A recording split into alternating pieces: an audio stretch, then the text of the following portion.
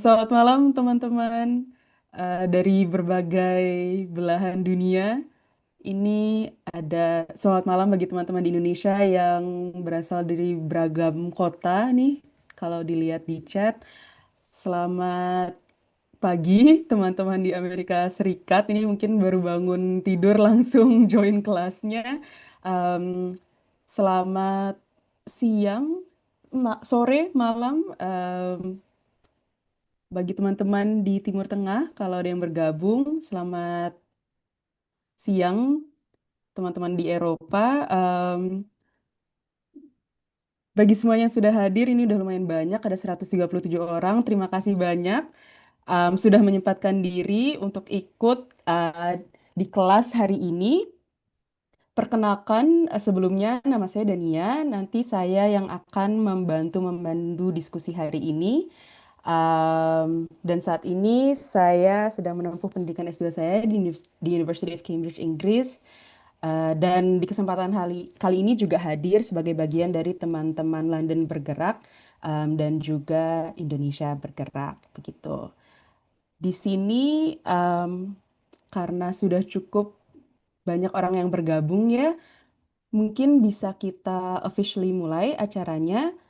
Namun, sebelum kita mulai, mungkin izinkan saya menggunakan sedikit waktu di awal ini untuk pertama mengajak teman-teman yang hadir di sesi Zoom ini untuk berkabung dan juga bersolidaritas dengan saudara-saudara kita di Indonesia, di daerah Aceh, Sumatera Utara, dan Sumatera Barat yang sedang terdampak banjir bandang begitu dan tanah longsor karena perubahan cuaca ekstrim akibat krisis iklim, perusakan hutan besar-besaran oleh industri ekstraktif dan juga kebijakan-kebijakan pemerintah yang tidak berpihak pada rakyat dan juga alam Indonesia.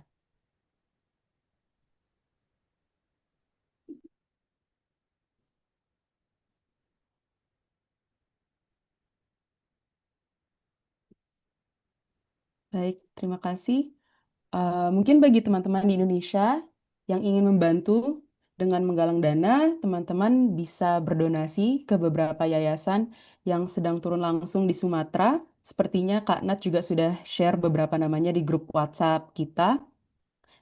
Sebagian di antaranya ada Yayasan HK, Sebara, Walhi Sumatera Utara, LBH Padang, dan lainnya. Dan mungkin ini karena ada juga beberapa teman yang bergabung di luar Indonesia dan ingin membantu, bisa juga berdonasi melalui kanal-kanal donasi yang telah dibuat kawan-kawan Indonesia Bergerak begitu ya, di negara masing-masing yang juga bisa dilihat di akun Instagram masing-masing chapter negara. Oke, terima kasih. Oke, mungkin bagi yang baru bergabung hari ini atau berhalangan hadir di sesi perdana 2 minggu lalu, ini Kak Nat tadi udah sempat sounding ya, sebenarnya kelas pertamanya 2 minggu lalu dan cukup ramai gitu. Tapi bagi yang belum bisa hadir, selamat datang. Sedikit background info mengenai acaranya. Acara hari ini merupakan sesi kedua begitu ya dari rangkaian kelas politik Orde Baru atau bisa disingkat Kepo Orba yang dirancang sebagai respon atas pemberian gelar pahlawan bagi Soeharto. Nah, Kepo Orba ini dikelola bersama oleh Indonesia Bergerak, Aksi Kamisan, Logos ID, KontraS, dan juga Bareng Warga. Indonesia Bergerak ini adalah perkumpulan mahasiswa Indonesia yang seperti saya sedang berada di luar negeri untuk menempuh studinya di 21 negara berbeda yang berkumpul karena ingin bersolidaritas dan membersamai kawan-kawan di Indonesia yang saat ini sedang memperjuangkan perubahan di Indonesia. Nah, kenapa sih harus Kepo Orba gitu? Kita singkat aja namanya jadi Kepo Orba. Dan kenapa kelas ini dibuat? Karena tentunya di tengah huru-hara yang kita rasakan saat ini ya di Indonesia, rasanya penting gitu ya untuk memahami episode kelam sejarah Indonesia yang dampaknya sampai saat ini masih dirasakan, namun jarang bahkan tidak pernah begitu ya dibicarakan di ruang-ruang kelas maupun kurikulum pendidikan di Indonesia. Dan jika pertemuan pertama kemarin kita bicara tentang tragedi 1965 sebagai bentuk kekerasan paling mendasar yang memungkinkan rezim Orba ini berdiri, Sesi kali ini akan mengupas lebih lanjut tentang fakta bahwasanya Orde Baru ini tuh gak berdiri sendiri di ruang hampa dengan membahas keterlibatan dunia internasional dalam pembentukan Orde Baru bersama tiga narasumber berbeda. Nah, yang pertama ini sudah ada bersama saya, sepertinya kelihatan videonya sudah dipin oleh admin. Di urutan pertama nanti ada Profesor Taomo, seorang sejarawan dalam bidang sejarah Cina dan juga Asia Tenggara kontemporer, yang juga merupakan seorang Associate Professor in Chinese Studies dan Dean's Chair in the Faculty of Arts and Social Sciences, National University of Singapore.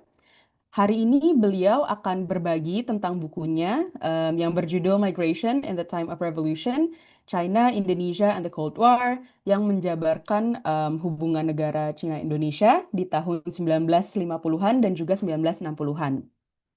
Nah, biasanya nih ketika kita bicara tentang berdirinya Orba, orang tuh kan seringkali gitu ya mengaitkan gerakan 30 September dengan Cina gitu. Benar tidak sih dan bagaimana sih sebenarnya hubungan Cina-Indonesia pada saat itu? Nanti Profesor Taumo akan membantu menjelaskan gitu.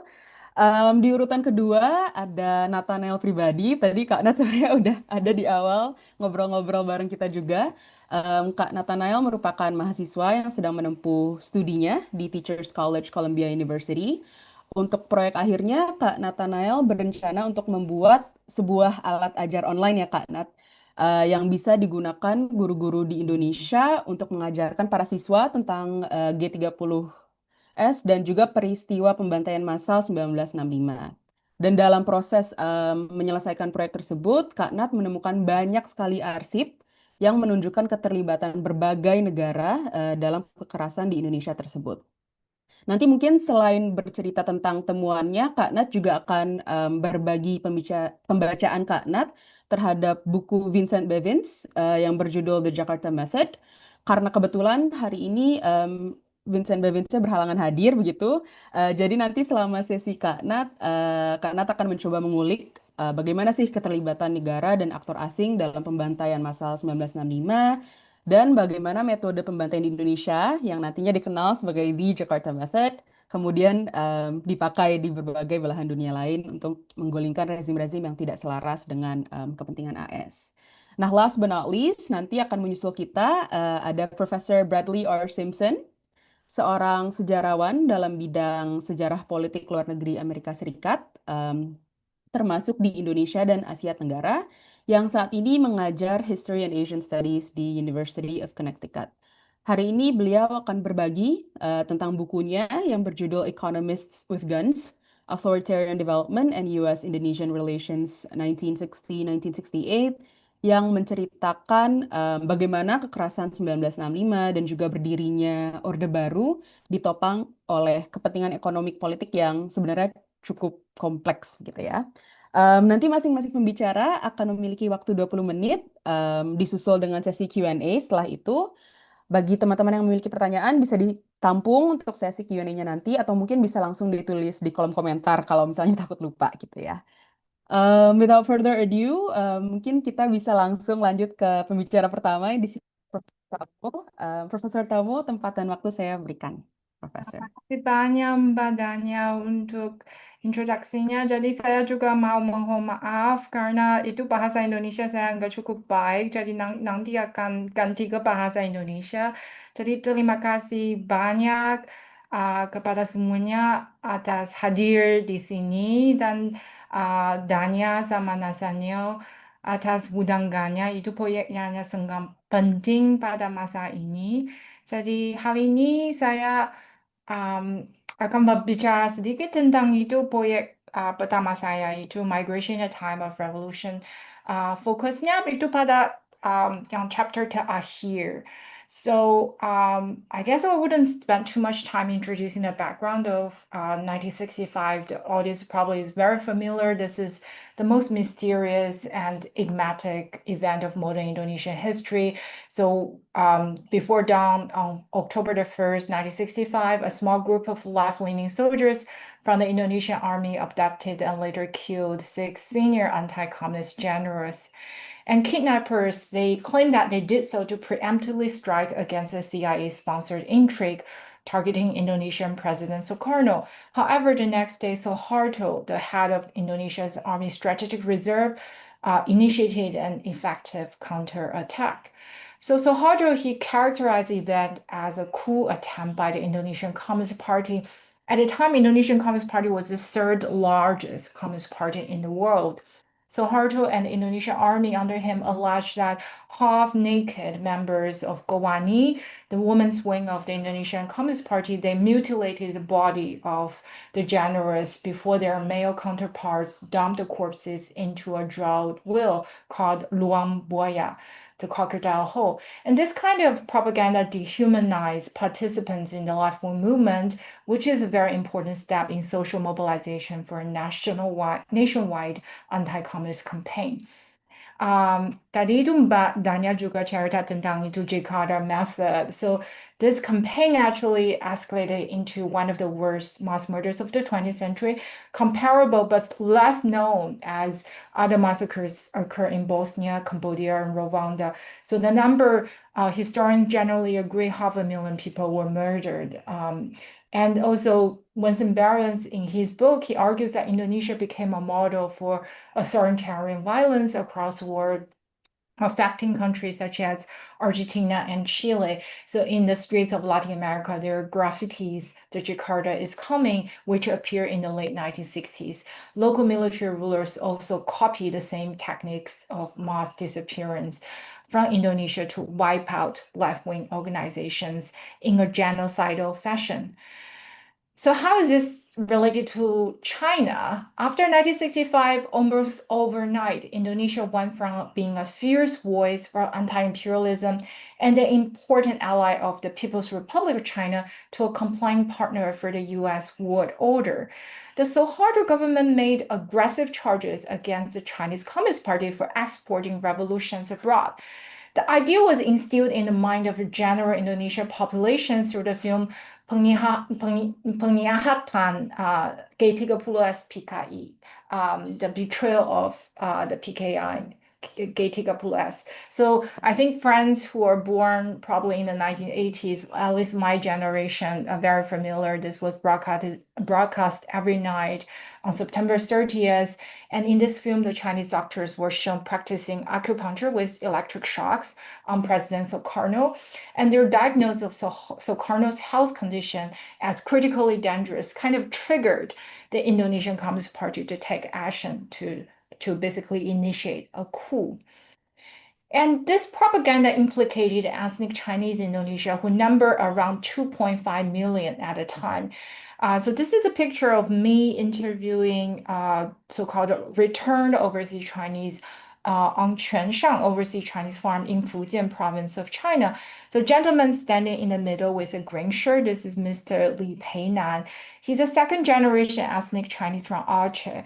So Mr. Li's elder brother worked for Pemuda Rakyat, the youth wing of the Indonesian Communist Party. He was captured and murdered by the local military authority.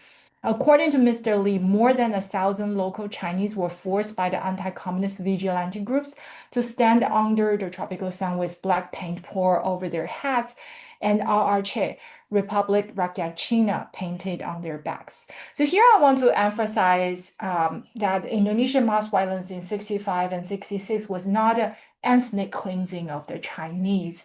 Most victims were either members or sympathizers of the Indonesian Communist Party, the PKI.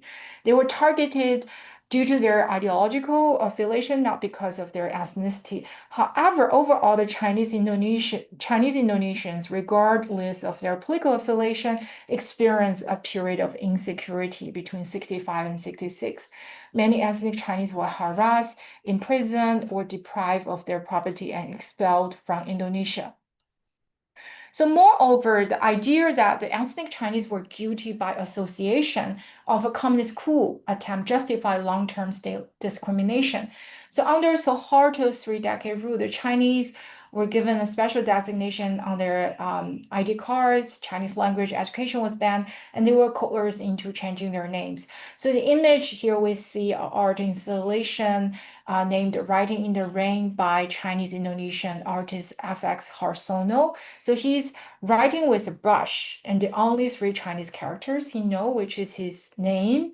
But as he writes, water start pouring down and washing away the ink, symbolizing the erasure of the history and culture of Chinese Indonesians. So my book actually tried to answer two questions, right? Did Beijing instigated the Indonesian Communist Party to seize state power by force? And was the hostility against the ethnic Chinese a fitting retribution for Beijing's attempt to engineer a communist coup d'etat in Indonesia? So my finding, first and foremost, there was not just one China, but there are actually two Chinas. There was a Chinese side of the Cold War going on in Indonesia and also across many parts of Southeast Asia. The battle between the People's Republic China, with its capital in Beijing, and the Chinese Nationalist Party regime, the Republic China, with its capital in Taipei, is centered on a struggle over the legitimate representation of China as a nation, as a culture. So let's first look at the People's Republic China's side of the history. So in the early 1950s, the Beijing versus Taipei, this kind of rivalry was a prominent feature of the communal life of the Chinese Indonesia, bifurcating the Chinese language media, schools, and civic associations.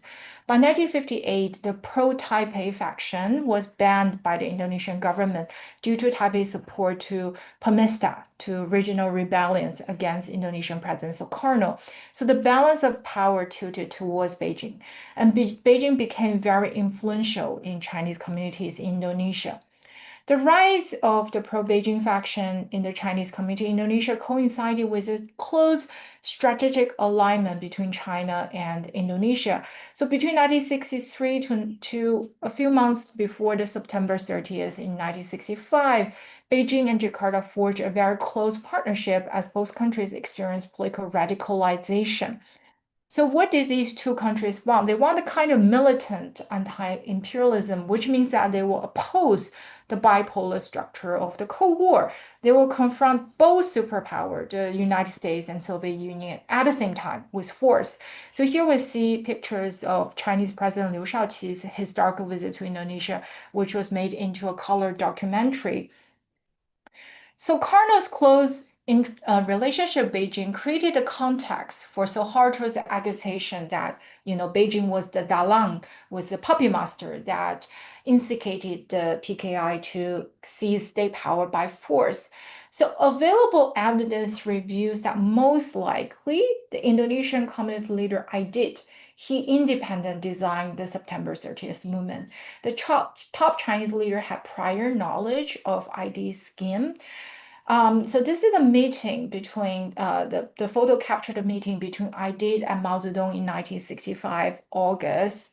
And in this meeting, Aidit sketch out what he would do in a political scenario without the most important supporter of the Indonesian Communist Party, which is President Sukarno. So I wouldn't happy to discuss more about this Mao Aidit conversation later during the Q&A. Basically, but as you read through it, Mao was asking, I understand Sukarno's health condition is now stable. What are you going to do? And I want you to look very carefully at a paragraph here, right? What he described is very similar to Dawan Revolution, right? It's also a very ambiguous committee consisted of people from left, middle, and right. So it bears a very strong resemblance to what actually happened on October the 1st. So my finding corroborated with earlier work by John Rusa based on Indonesian sources. So although the Chinese and Indonesian communists, they had shared interests, existing evidence suggests that Beijing's role in the political development in Indonesia in 1965 was likely to be limited. That's what I would say, but happy to discuss further during the Q&A. So The Indonesian army, as shown in this image here in its newspaper, Angkatan Senjata, it make accusation that Beijing had smuggled arms to Indonesia for a communist revolt. And this idea was spread in Western media through the film The Year of Living Dangerously. So here is a screenshot. You see the Australian journalist played by Mel Gibson was getting information from his lover, Sigourney Weaver, which is she was playing a British intelligence officer. And Sigourney Weaver was saying weapons from Shanghai has arrived in Jakarta. Is that true? Most likely not. So the Chinese leader did offer small arms to Indonesia, but the deal was made on government to government level. It was mostly for confrontation. And also, most probably the weapons did not arrive before October the 1st, 1965. And also, Chinese military aid to Indonesia lagged behind as compared to the scale of foreign military aid by the Soviet Union and the United States. The US State Department documents declassified in 2010 also revealed that the American diplomats in Jakarta had considered accusations of Chinese involvement in Keterlibatan to be a hoax. However, the US nevertheless encouraged the spread of fake news. So here I want to shift to the period of the aftermath of Gettysburg Plus. I argue that the almost synchronized emergence of the Cultural Revolution in China and Suharto's dictatorship in Indonesia, and these two processes, very stormy, very significant, define the next decade in the Cold War in Asia, are kind of mutually reinforcing. Although Beijing's actual role in September 30th movement was limited, Beijing's overseas propaganda targeting Indonesian Chinese, violent clashes between PRC diplomatic mission in Indonesia and right-wing youth, the Chinese Red Guards attack on the Indonesian diplomat mission in Beijing, and also not to mention the Radio Beijing's podcast, all these ironically assisted Suharto's creation of a Red China sponsoring a communist coup in Indonesia. How?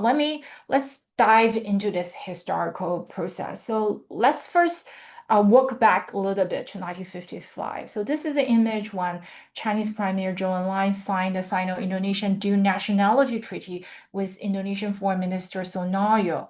So through this treaty, Beijing ceased to automatically recognize all persons with Chinese blood as PRC citizens and actually encouraged them to take up Indonesian citizenship and integrate into local society. So the PRC foreign policy maker at that time recognized, for China to expand its influence in Southeast Asia, the first step is to dispel local governance fear for ethnic Chinese serving as a so-called fifth column for the PRC's ambition for regional dominance.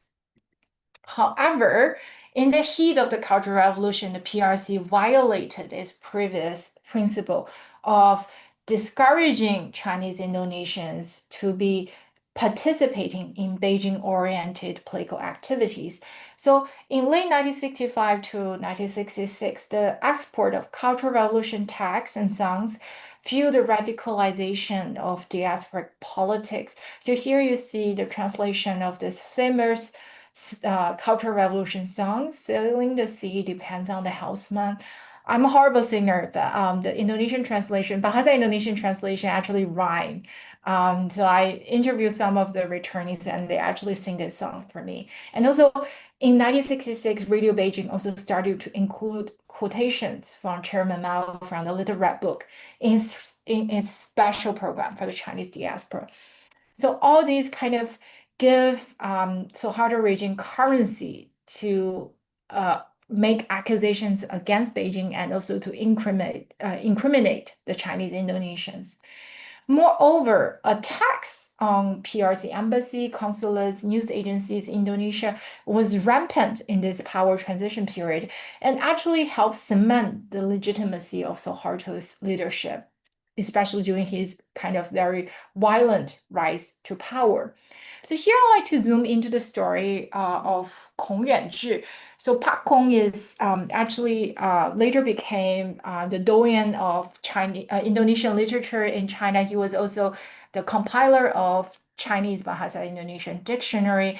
This picture was taken in 1966. At the time, he was 29 years old.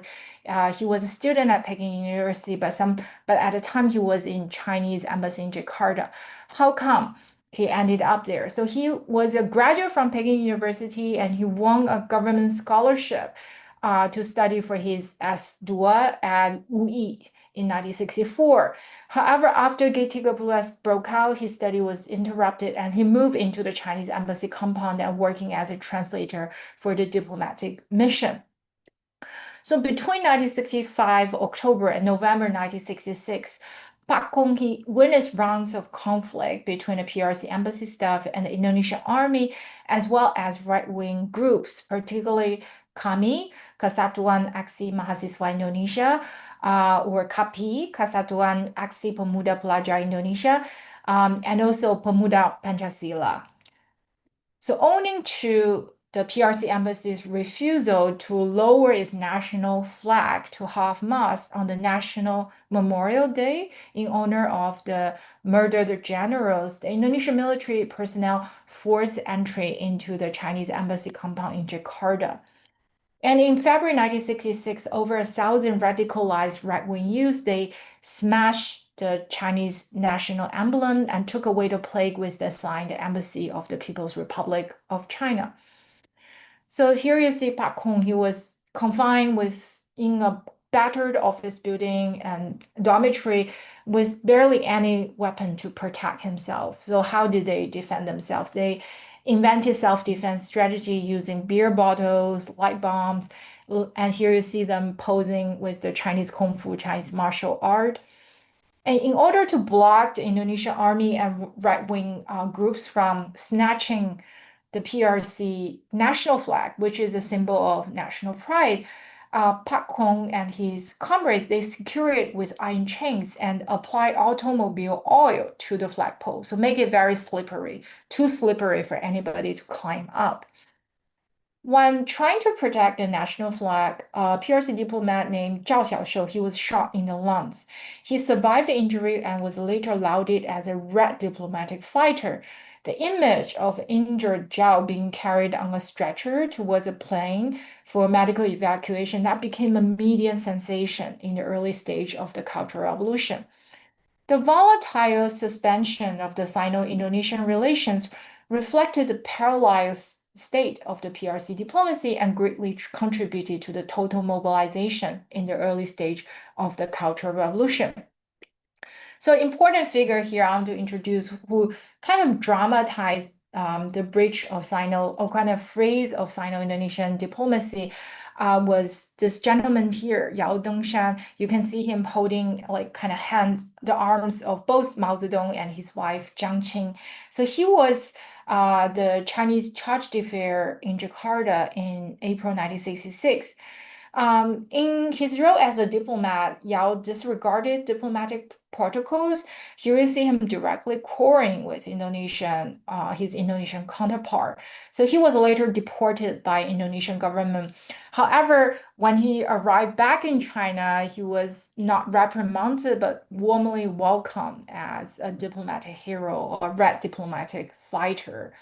And Beijing also politicized the repatriation of ethnic Chinese in 1966. Those are particularly refugees from Aceh. So in the PRC's domestic political discourse, the affected Chinese Indonesians, they became the symbol of the universality of the cult of Chairman Mao Zedong. So here I want to tell you a little bit about the story of the 41 little hearts that are with Chairman Mao forever. So basically, these are 41 ethnic Chinese youths from Medan. So in 1966, a clash broke out between pro-Beijing Chinese youth and Indonesian military in Medan. So these 41 youths later was imprisoned, and these are allegedly the star and also a flag they embroidered during their prison time. And because the Chinese government protested, the Indonesian authority later released these 41 students and sent them back home to the PRC, not back home, back to the PRC. That was actually the first time many of them landed in the PRC. And back in China, they were honored as 41 ethnic Chinese heroes. So in Beijing, there was a huge welcome ceremony. And here you can see reports about them doing a nationwide tour to give speeches on how they rely on Mao Zedong thought to win the battle against the Indonesian so-called reactionaries.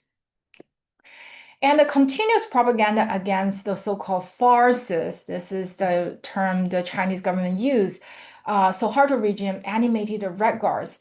And it's very interesting, Red Guards, their tendency towards violence during the Cultural Revolution kind of resembled the commie and copy during Indonesians' domestic violence in 1965. So in April 1967, more than 600,000 of them actually protested in front of Indonesian embassy in Beijing. And then in August 1967, upon hearing that Kapi and Kami members set fire on two buildings inside a Chinese diplomatic compound in Jakarta, the Red Guards, they stormed the Indonesian embassy in Beijing. So now let's shift to Taipei's side of the story, which is what kind of role Taipei played in the rise of the new order. So the Chinese nationalist government in Taiwan, for them, for the communist side, it's a huge setback. But for the nationalist side, they were like, yeah, this is our golden opportunity. We're going to use this opportunity to undermine the presence of the People's Republic China in Indonesia. So in the picture here, we see this gentleman, Xu Jiqing. This is him. This is him. So this picture captured the moment when he was deported from Indonesia in 1957. Remember earlier we mentioned that because of Taipei's support for Pemesta, Indonesian government kind of expelled all Chinese nationalist presence in Indonesia. However, in 1967, he came back. He actually came back as the first person allowed to enter Indonesia with a Republic China passport. Why? Because he wanted to use this golden opportunity to join the anti-communist actions. So he has all these networks with leaders from NU, from Partai Catholic, and he tried to direct this political frenzy of the right-wing youth towards Beijing. In August 1967, Mr. Xu he donated to Pemuda Pancasila, which is a paramilitary organization that played a very important role in the mass violence in 1965. And he particularly sponsored them to initiate armed conflict targeting the PRC embassy in Jakarta. And also upon obtaining intelligence about Kami's plan to launch a massive attack on the PRC embassy on the 2-year anniversary of Keterlibatan, she again donated money to sponsor Kami for food, beverage, and other logistic supplies. And the PRC embassy, as a result, suffered quite severe damage. So their vehicles were smashed, portrait of Mao Zedong was burned, document cash was stolen, and also many of the staff members were beaten. So upon pressure from right-wing youth group, on October 9th, 1967, Indonesian government announced its decision to freeze bilateral relations. Taipei very much kind of seized this triumphant moment, and later they invited Indonesian military intelligence personnel to Taiwan for training purposes.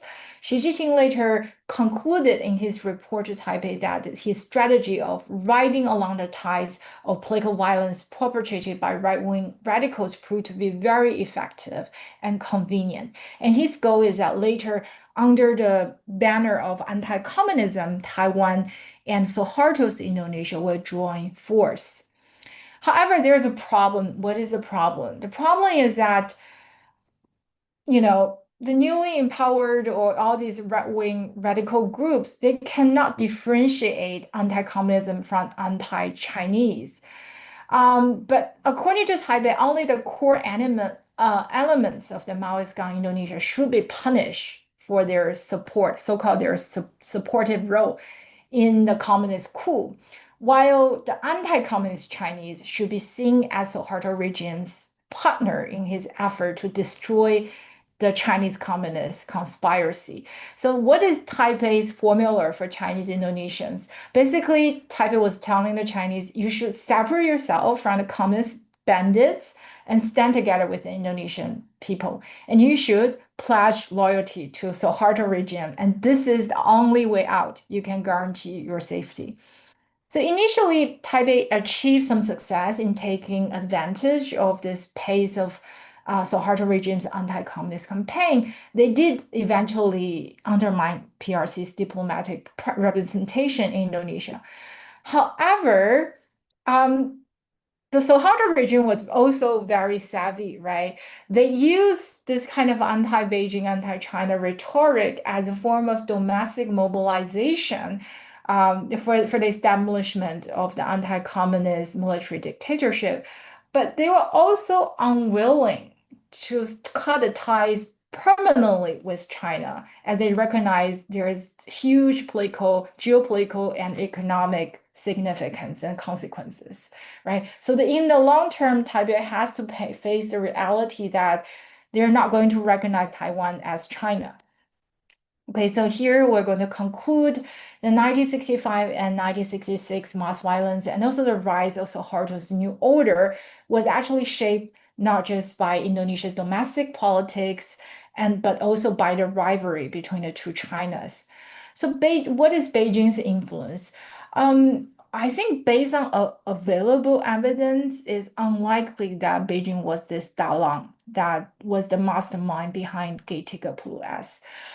However, Sukarno's close ties with Beijing, the PRC's culture exports, the revolutionary rhetoric, enabled Suharto and Indonesian army to frame China as the mastermind. Beijing's diplomatic missteps, especially during the early Cultural Revolution, also fed Indonesian conspiracy narratives, legitimizing anti-communist violence, and also helped justify the regime's long-term discrimination against Chinese Indonesians. And particularly, I want to emphasize this kind of almost synchronized rise of Cultural Revolution and Suharto's military dictatorship.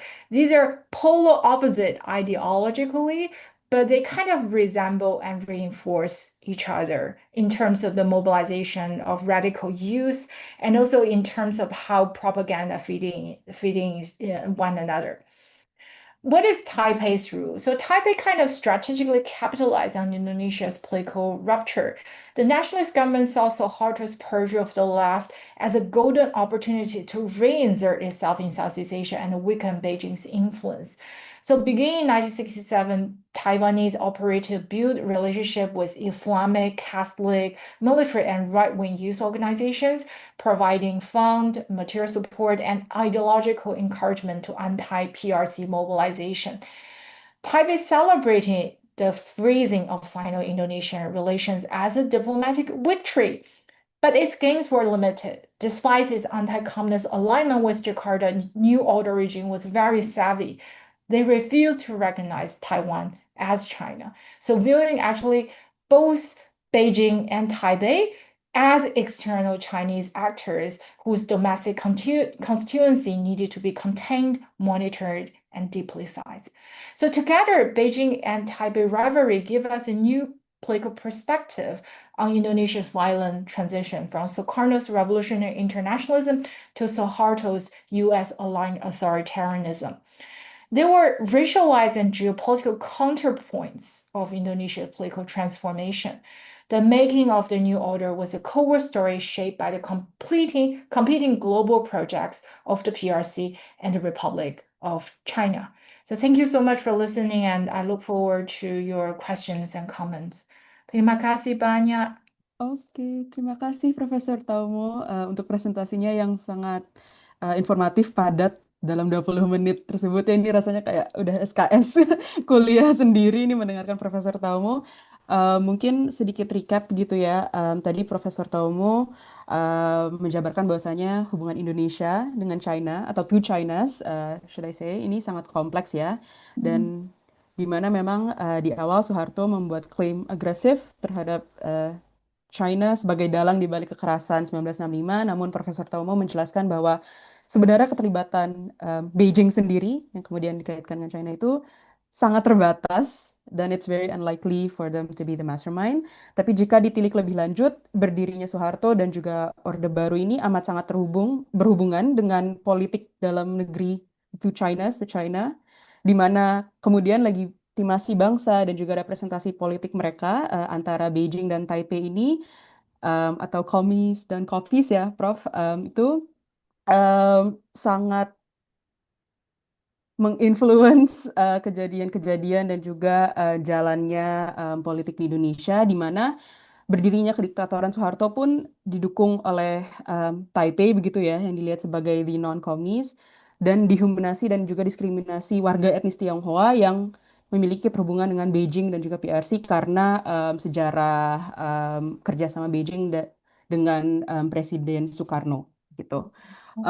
Di sini sudah ada banyak sekali pertanyaan, Prof. Mungkin kita bisa langsung Iya, um, banyak lanjut sesi Q&A. What's the role of China? Mungkin ini kita mulai dari yang pertama ya, Prof. Aku akan bantu bacakan pertanyaannya. Iya, Um, makasih. yang pertama ini ada dari Kak Dizi. How big or influential was China's aid to Indonesia's development pre-1965 coup? Dan Iya. ini agak berhubungan dengan pertanyaan Kak Amiruddin Amin. What was the role of international financial institutions such as the IMF and the World Hmm, Bank in stabilizing Indonesia's economy after 1966? Tuh. ya, terima kasih banyak atas pertanyaannya. How big influence was development? If I remember correctly, I think there was.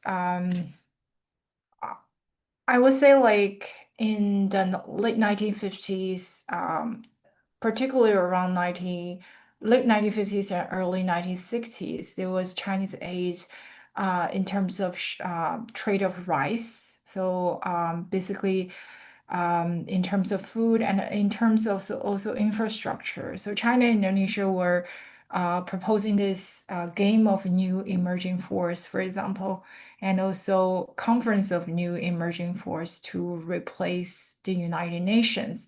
So China did send engineers and as well as construction materials to Indonesia. But that construction site also became a target for attacks after 1965. I would say China did provide aid to Indonesia, but during the time, China was also experiencing quite significant economic difficulty itself.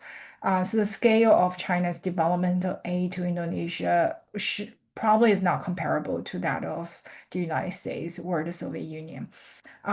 The second question dari Mas Amiruddin itu memang pertanyaan kepada Pak Brett ya. It's a very good question. Actually, I couldn't answer. Sorry, it's a very important question that I want to learn more now since I'm shifting to financial history and economic history. But I think the answer should be in Brett Simpson's research. Um, Oke, thank you, Prof. Ini ada pertanyaan juga dari Kak Taufik gitu ya. Professor, you mentioned that the state led discrimination against Chinese Indonesians under Suharto, which is of course well documented. But Kak Taufik is curious about the lack of Oh yeah. uniformity in Mm, how this discrimination was applied. For example, despite assimilation policies, figures like Lim Siu Leung continue to operate yes, with remarkable freedom, even maintain his Chinese name publicly and receiving enormous state concessions. Meanwhile, another key Suharto crony, Bob Hassan, a notoriously dirty businessman, never used his Chinese name, the Kianteng, in public. Yet someone like Arif Budiman, our most admitted political sociologist from UKSW exactly. Salatiga, openly used the name instead of Yes, Sohokjin. So yes. can you say more about this unevenness? Why were some individuals subjected to harsh assimilation measures while others were effectively exempt? Was I, it pragmatism, patron-client ties, regional variation, or something more structural in the new order's approach to managing Chinese minority? I think this here on the site, Jima Purdy's research when she she has this really wonderful book about 1998, but she also reviewed this kind of interesting dynamism, which probably fit explanation for big tycoons such as Lin Soliang or Bob Hansam, in the sense that she argued after 1965 or during the New Order regime, the Chinese has this relationship in the state where they purchase security via capital, right? If you think about Lin Soliang or Bob Hassam, they don't have their kind of how to say like their biggest currency is their capital, and the Suharto regime also kind of created this niche for them. But this dynamism is not sustainable. Why? Because whenever an economic crisis hit, the Chinese will always be blamed that they are the source of corruption, right? They are created these cycles of corruption. So I think that explained the tycoons. But I think other cases you cited are also fascinating. For the academic, I suspect is it just an act of bravery or intellectual integrity, or is there kind of a larger social economic structures supporting their decision that I don't know, but I would be curious to know. Hmm. Oke, thank you, Professor. Mungkin teman-teman lain, kalau ada yang ingin bertanya dan bisa open mic, silakan. Karena ini kebetulan Profesor Taomo harus leave lebih awal ya, Oh ya, Profesor. Sehingga, karena itu ada anak-anak duanya. iya, Sudah sehingga jam begitu. itu ya, Ya maaf ya. betul, pasti Juga sudah saya malam. ya kalau ada lebih banyak waktu untuk menyiapkan, Oke, saya bisa itu mau mau apa membeli presentasi dalam bahasa Indonesia. oke. Tapi itu hanya apa 1 minggu aja, maaf. Dalam Inggris Mungkin juga omongnya sangat cepat. Mungkin kalau ada yang enggak jelas, teman-teman bisa itu tanya lagi. Oh, saya lihat. mungkin ini ada satu. Iya, ada satu pertanyaan mungkin Silakan, sebelum. silakan. Silakan Kak Moderial ya. Okay, hello, good evening, Prof. Taomo. Malam, good evening. Okay, selamat malam. Maybe I just want to thinking. I was thinking about the last question from Mas Taufik. Maybe is it any relation? Is it can we conclude if the the discrimination between Indonesian or Orde Baru with the Chinese is more likely about the economic, when if you have more benefit from the businessman, it makes you needs to creating more tight relationship, rather than when you facing the pure Chinese, maybe can like that, because I came from Medan, an area where there are so many Chinese. That's not the richest Chinese, the richest Chinese society. And then I see that they don't feel so comfortable with the relationship between Indonesian and the Chinese ethnicity with the or the order. Makasih banyak, Mas. Itu they don't feel comfortable with, sorry. Maksud saya mereka merasa tidak terlalu nyaman dengan kehidupan mereka, kemudian juga they they uh, they have to change their name, Uh, uh, uh, kind uh, of like that. yeah, yeah. I mean that's exactly. I think you have a. It's a very good question, right? This intersection between race and class, right? So, in my book, I actually talk about this really tragic figure, Bareng or Wang Renshu. Dia adalah itu seorang penulis, sangat romantis. Jadi enggak cocok jadi itu diplomat. So he was sent to, he actually was in North Sumatra. He was like in the Medan area during the Second World War, and he very much supported the Indonesian national revolution. And he actually saw the since Mas Nathanael mentioned the Dallas Decker's paper. So Dallas Decker's paper, there are lots of visual materials about um, I think, racialized violence against the Chinese Indonesians during the Indonesian National Revolution. And Bareng, this Penulis, later became ambassador figure.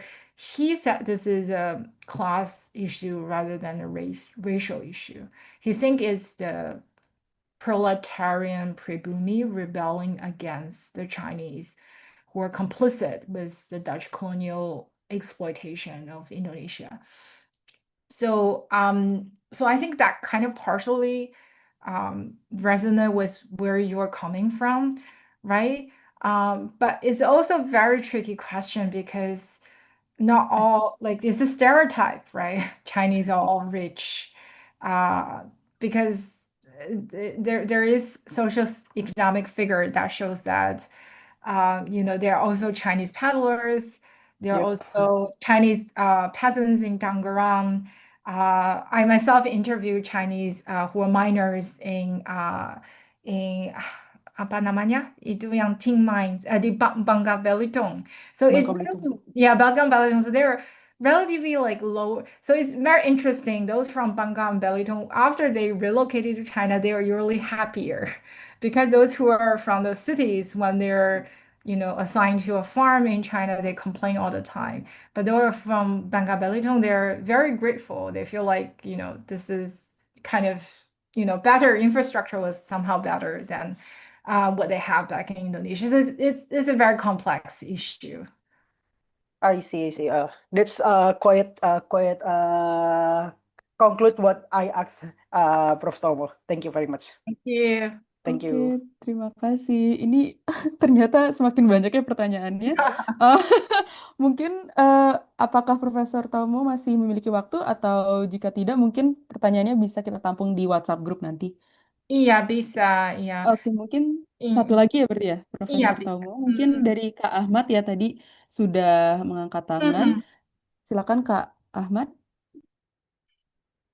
Baik, terima kasih. Apakah suara saya terdengar?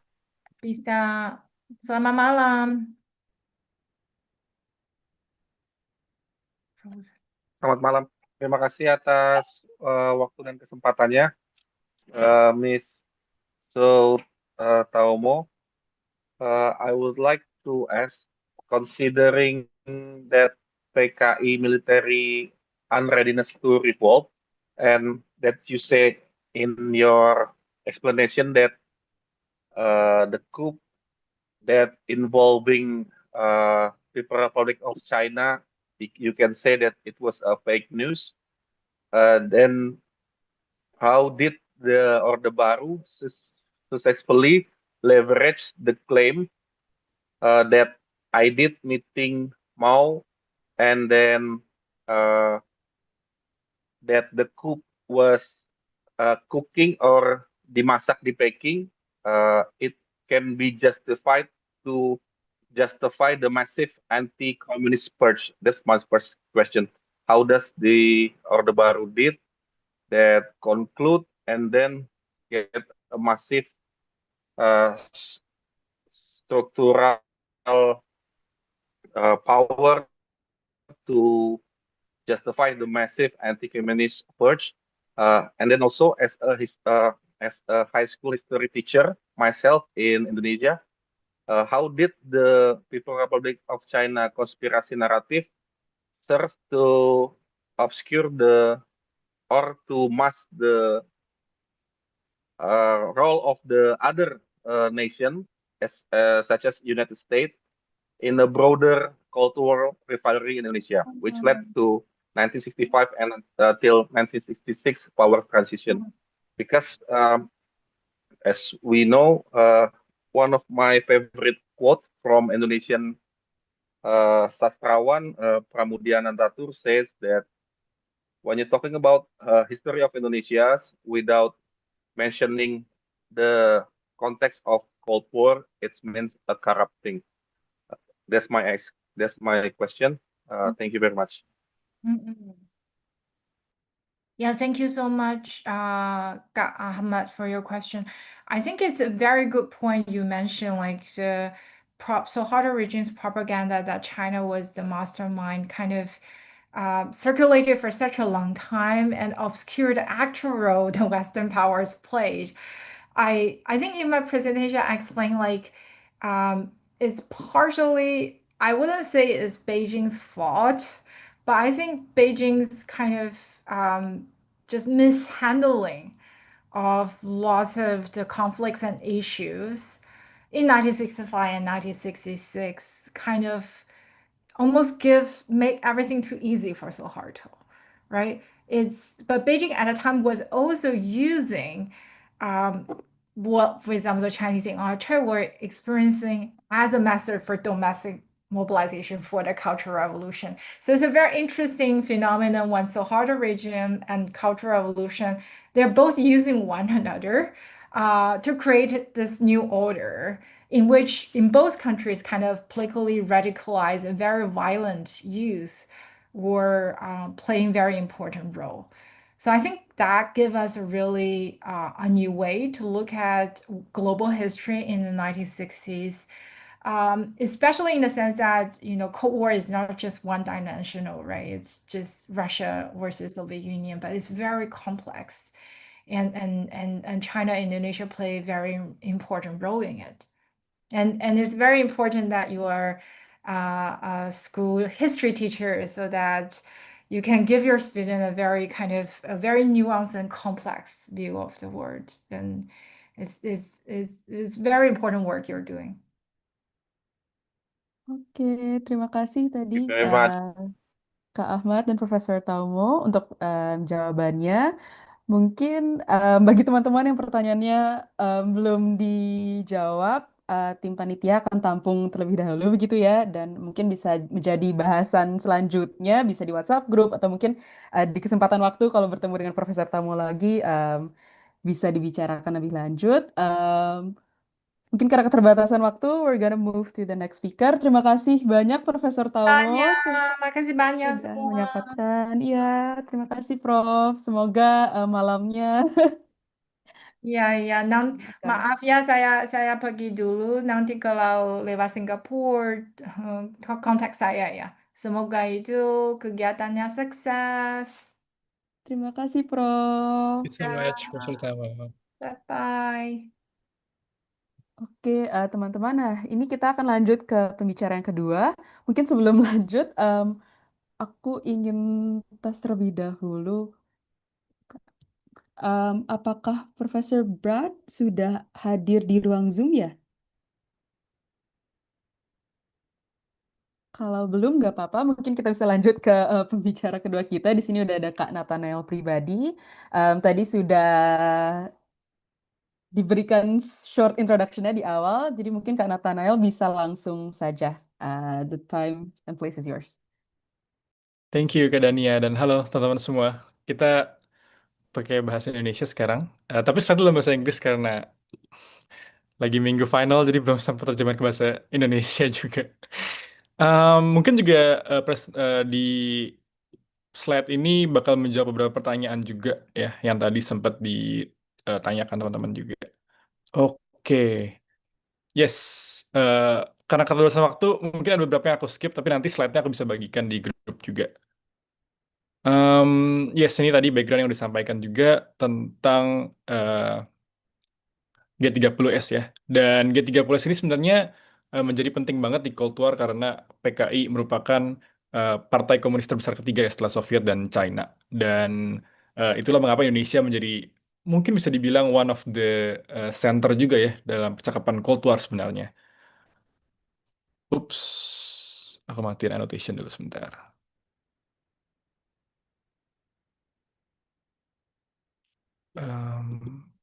Oke, dan eh, G30 itu juga sebenarnya menjadi salah satu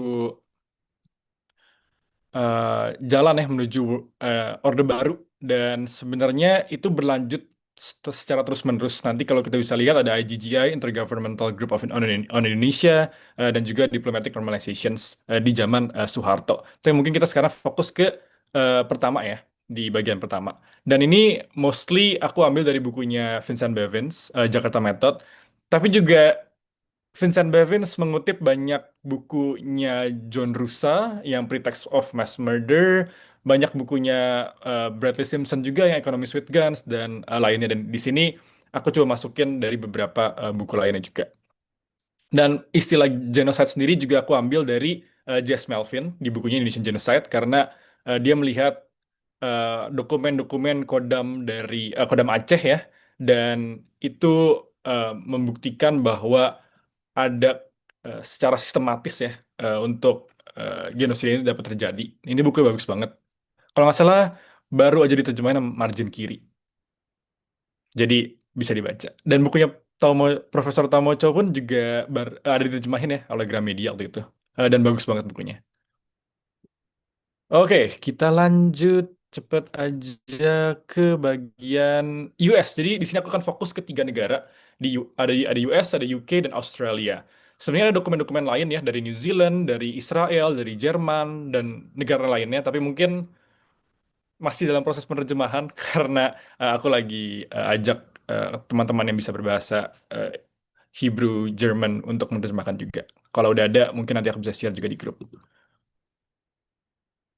Nah, di US ini sebenarnya keterlibatan dalam politik di Indonesia itu bukan terjadi cuman saat 65 dan seterusnya ya, tapi juga sebelumnya lagi.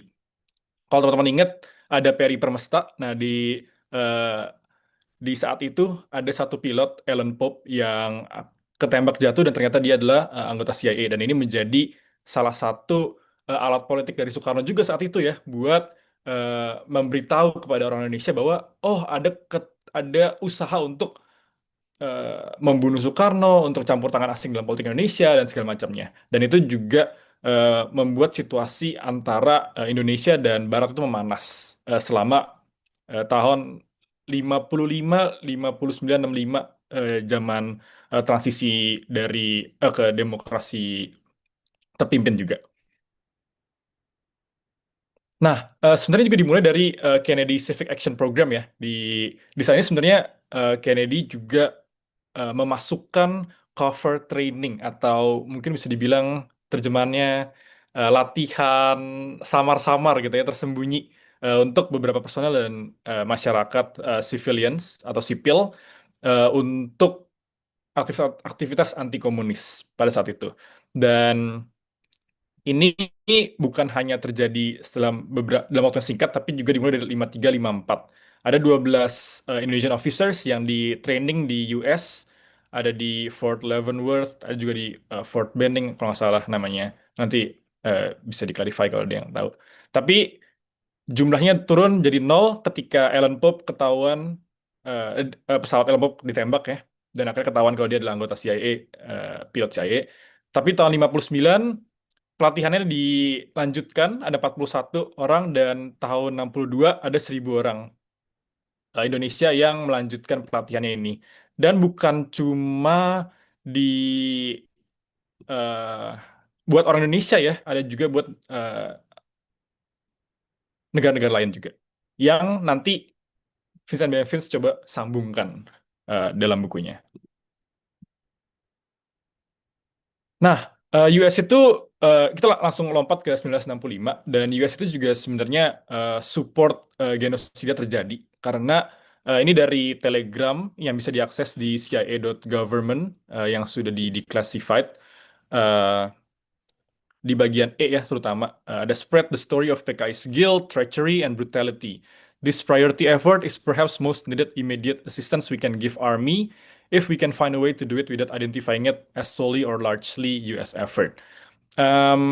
Jadi ketika kekerasan terjadi di Oktober 1965, US support Indonesian Military Anti-Communist Purge. Dan ini juga hasil dari pelatihan-pelatihan sebelumnya ya, karena pelatihan tersebut juga tentang anti komunisme di US. White House juga mengautorisasi CIA Station di Bangkok untuk memberikan senjata-senjata dan juga medical supplies dan juga communication equipment untuk covert operations ini. Dan setelah 7 tahun, Indonesian military was already equipped for its campaign of extermination. Ini nanti mungkin bisa diklik linknya, History State Gov.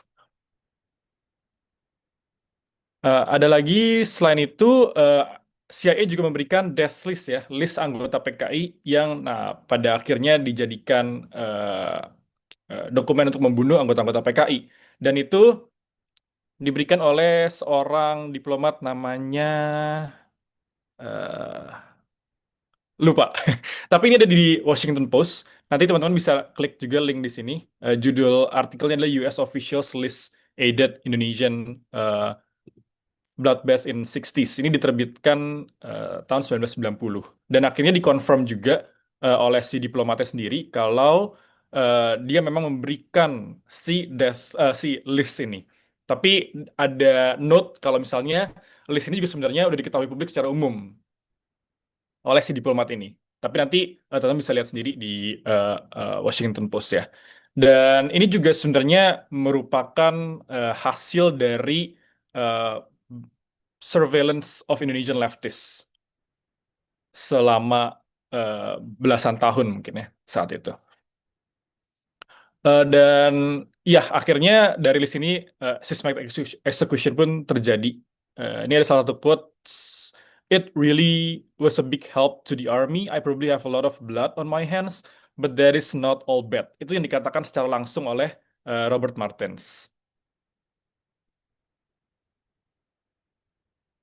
Dan di sini aku juga ambil dari bukunya Bevins di halaman 142. As far as we know, this was at least the third time in history that US officials had supplied lists of communists and alleged communists to allies so that they could round them up and kill them. The first was in Guatemala in 1954, the second was in Iraq di 1963, and now on much larger scale was Indonesia 1965. Jadi sebenarnya pattern yang digunakan oleh CIA dalam operasi Indonesia itu bukan pertama kali terjadi dan bukan terakhir kalinya terjadi karena setelahnya di Guatemala, di Argentina dan tempat-tempat lain hal yang sama pun dilakukan. Oke. Nah, selain itu juga ada propaganda dari media. Jadi kalau misalnya teman-teman lihat di New York Times itu juga udah ada arsip-arsip dari tahun 1950-an. Dan itu bisa dilihat ada shift, bukan ada shift sih, ada eh, penekanan kata atau kalimat yang berbeda antara pemberitaan Soekarno dan Soeharto dan segala macamnya. Dan sebenarnya juga terjadi sampai sekarang ya, kalau teman-teman lihat pemberitaan New York Times di Palestina, itu juga sama. Kalau misalnya ada orang Palestina dibunuh dan orang Israel yang terbunuh, itu bagaimana pembahasannya? Itu bakal mirip, itu bisa ada di archive-nya eh, New York Times juga dan mungkin koran-koran lainnya. Tapi bukan hanya di US ya, tapi ini juga nyambung ke Australia dan juga UK sebenarnya.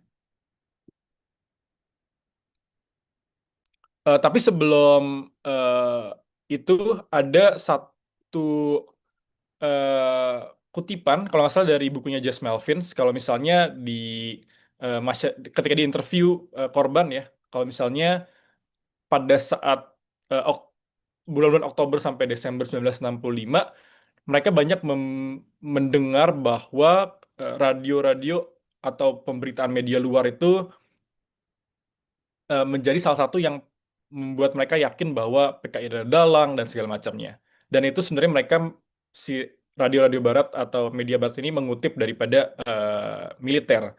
Padahal banyak yang difabrikasi secara menyeluruh. Misalnya ini aku ada dokumen yang kiri itu dari koran Angkatan Bersenjata dan yang kanan itu adalah visum daripada Ahmad Yani.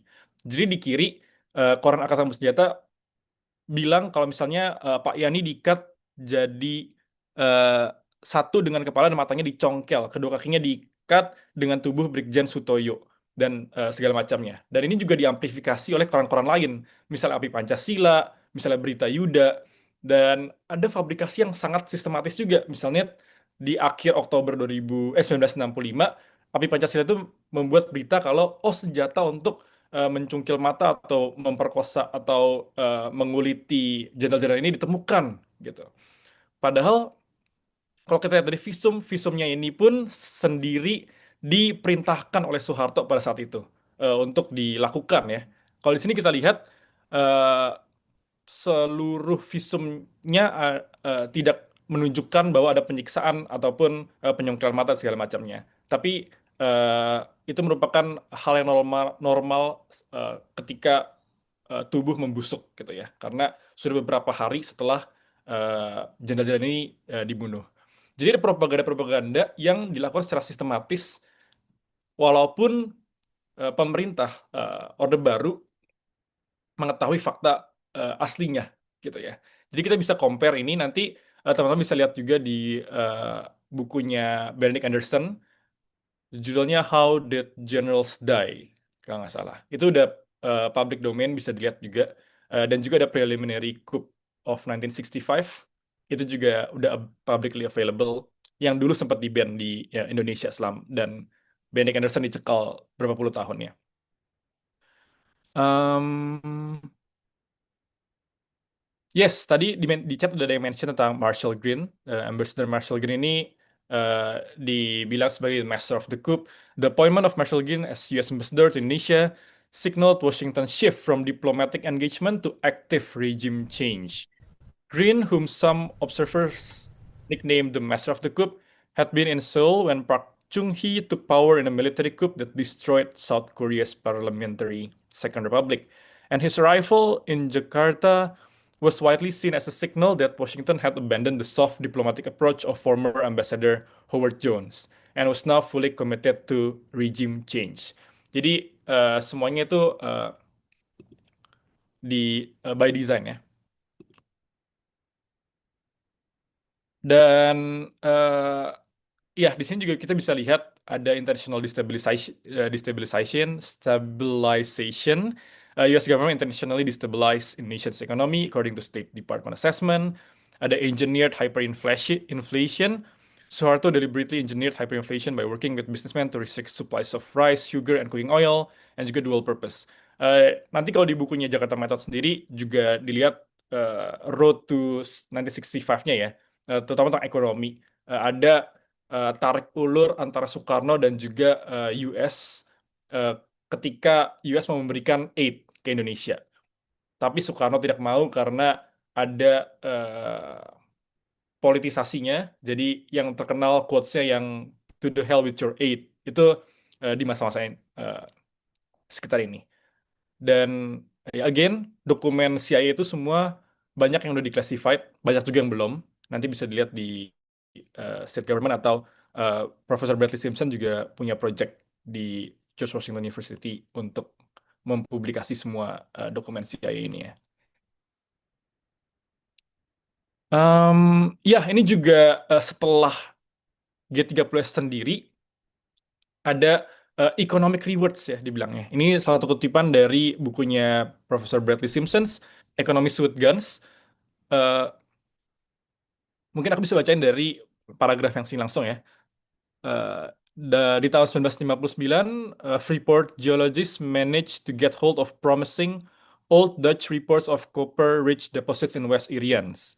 For the next several years, officials unsuccessfully negotiated with first Dutch and then Indonesian officials to gain access to the area.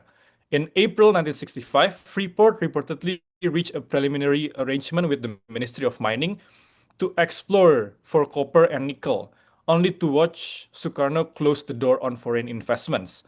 Freeport waited, biding its time and keeping in touch with high-ranking Indonesian and US officials. In early September, Freeport's and information director, James Moyer, brother of White House assistant Bill Moyer, joined the White House staff. 2 months later, as the army-led massacres of alleged PKI supporters commenced, Freeport officials opened negotiations with Indonesia's generals to re-enter the country. Within days of Super Semar, Freeport technicians were tromping through the jungles of West Irian 60 miles from its southern coast, racing against mining officials from the Japanese Zaibatsu Mitsui. Dan ini juga nanti kita bisa lihat dari aid yang dilakukan oleh negara barat setelah G30 terjadi ya. Termasuk dibentuknya IGGI untuk memberikan semacam bantuan debt dan segala macam Indonesia. Di sini juga ada Ambassador Green's assessment juga. By January 1966, with the killing still ongoing, Marshall Green provided a detailed assessment to the state celebrating the transformation. Prior to October 1, 1965, Indonesia was, for all practical purposes, an Asian communist state. The PKI has ceased for the foreseeable future to be an important power element. Effective action by the army and its Muslim allies has totally disrupted the party's organizational apparatus. Most Politburo and Central Committee members have been killed or arrested, and estimates of the number of party members killed range up to several hundred thousand. Jadi di awal 1966 pun sudah diakui oleh dari State Department juga ya, kalau misalnya ada ratusan ribu orang yang dibunuh. Yang angka pastinya sampai sekarang kita masih diperdebatkan, tapi even kayak Sarwo Edi pun range-nya sampai 3 juta gitu ya.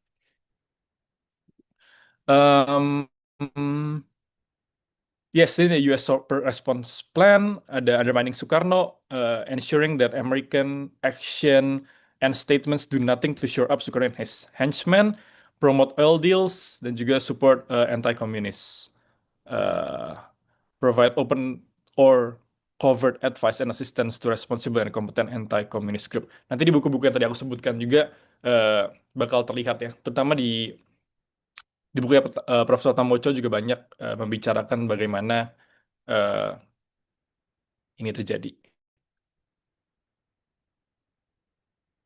Oke, tadi aku sempat mention sedikit tentang American media complicity, dan kalau kita lihat di Washington Post pun, di New York Times ini kolumnis Jim Preston juga sempat bikin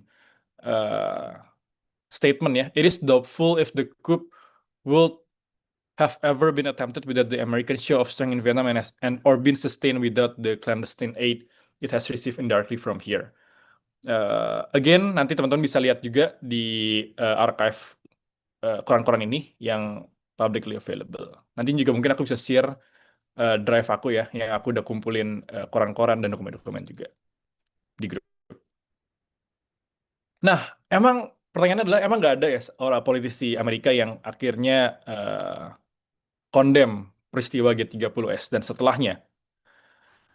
Ada satu, yaitu Bobby Kennedy. Bobby Kennedy itu sempat bilang di tahun 1960, "We have spoken out against the inhuman slaughters perpetrated by the Nazis and the communists.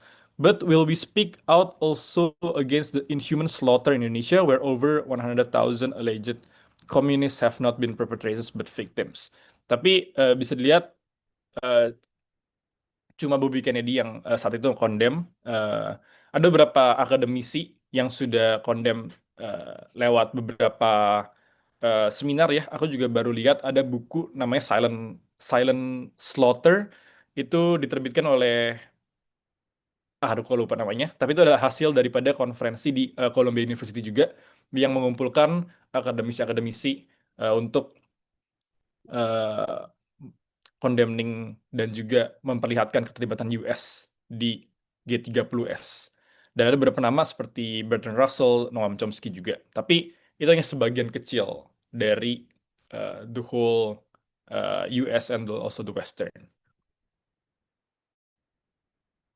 Ini mungkin kita bisa skip dulu so far. Dan kita bisa masuk ke Britain dan Australia.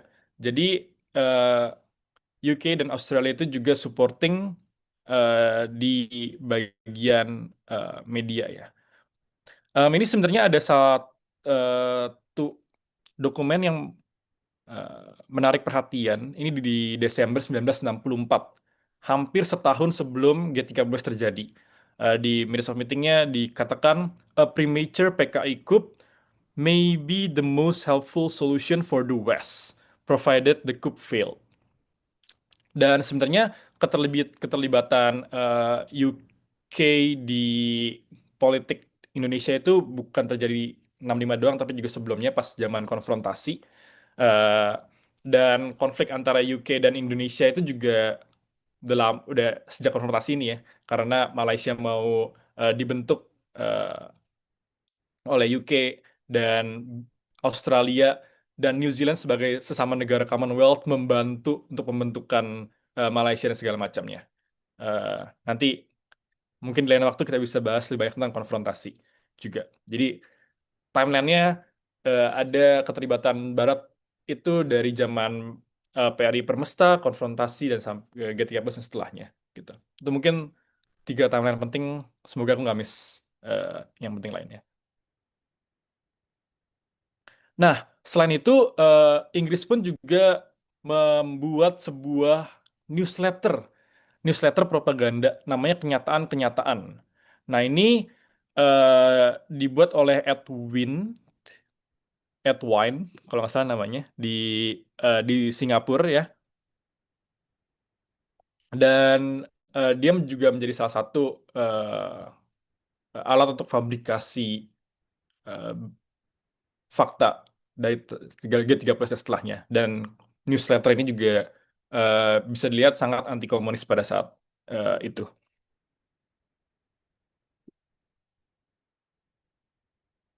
Oke, dan tadi aku bisa bilang sebagai sesama negara Commonwealth, Australia pun juga melakukan hal yang sama melalui media-media mereka. Jadi ada namanya Frank Palmos. Dia ini nulis di Sydney Herald, di Melbourne Herald, Sun, dan dia membuat beberapa artikel ya di hari-hari yang berbeda. Ini bisa kita lihat. Dia menulis, "The communists had planned long and carefully for the coup. In November, Palmos asserted that fighting was the only way to solve the situation in Indonesia in 1965 and claimed that only the army could stop the steamroller actions of the PKI. In the same article, with the army as his horse, Palmos reported that the PKI slogan was to kill first, don't ask questions, and that the PKI had studied the killing of kulaks in Russia and China's mass hanging of landlords. Recently, stories of the invincibility of the Viet Cong were drummed into them. On 15 October, Palmos wrote of a final showdown between the army and the PKI and asserted that the army cannot remain apolitical if it wants to stop the PKI. He also wrote of the anti-PKI Muslims, claiming, understandably, Muslim elements are calling for revenge and the banning of the PKI. They had long been caught by the Communist Party and were shocked at the brutal murder of the generals whom they looked for protection. He also suggested that the PKI could possibly win the battle as they were using Viet Cong type tactics to counter the army and posing enormous problems. Nah, ini juga sebenarnya menarik ya, karena kita bisa lihat dari dokumen-dokumen Kongres PKI sendiri, kalau misalnya mereka secara ideologi itu kan lebih Leninis ya, bukan Maois. Jadi mereka tidak memiliki kapasitas atau senjata ya untuk menangkal orang yang mau membunuh mereka, quote and quote. Tapi di sini again propaganda yang dilakukan adalah mereka memakai taktik-taktik yang bisa membuat eh, mereka memenangkan pertarungan padahal mereka tidak punya apa-apa. Dan that's why juga eh, PKI dan simpatisannya dibunuh sampai ratusan ribu atau jutaan karena mereka tidak bisa melawan juga. Dan tadi kalau kita lihat dari Profesor Taomo juga senjata yang dibilang dikirim oleh China pun juga kemungkinan besar tidak ada ya.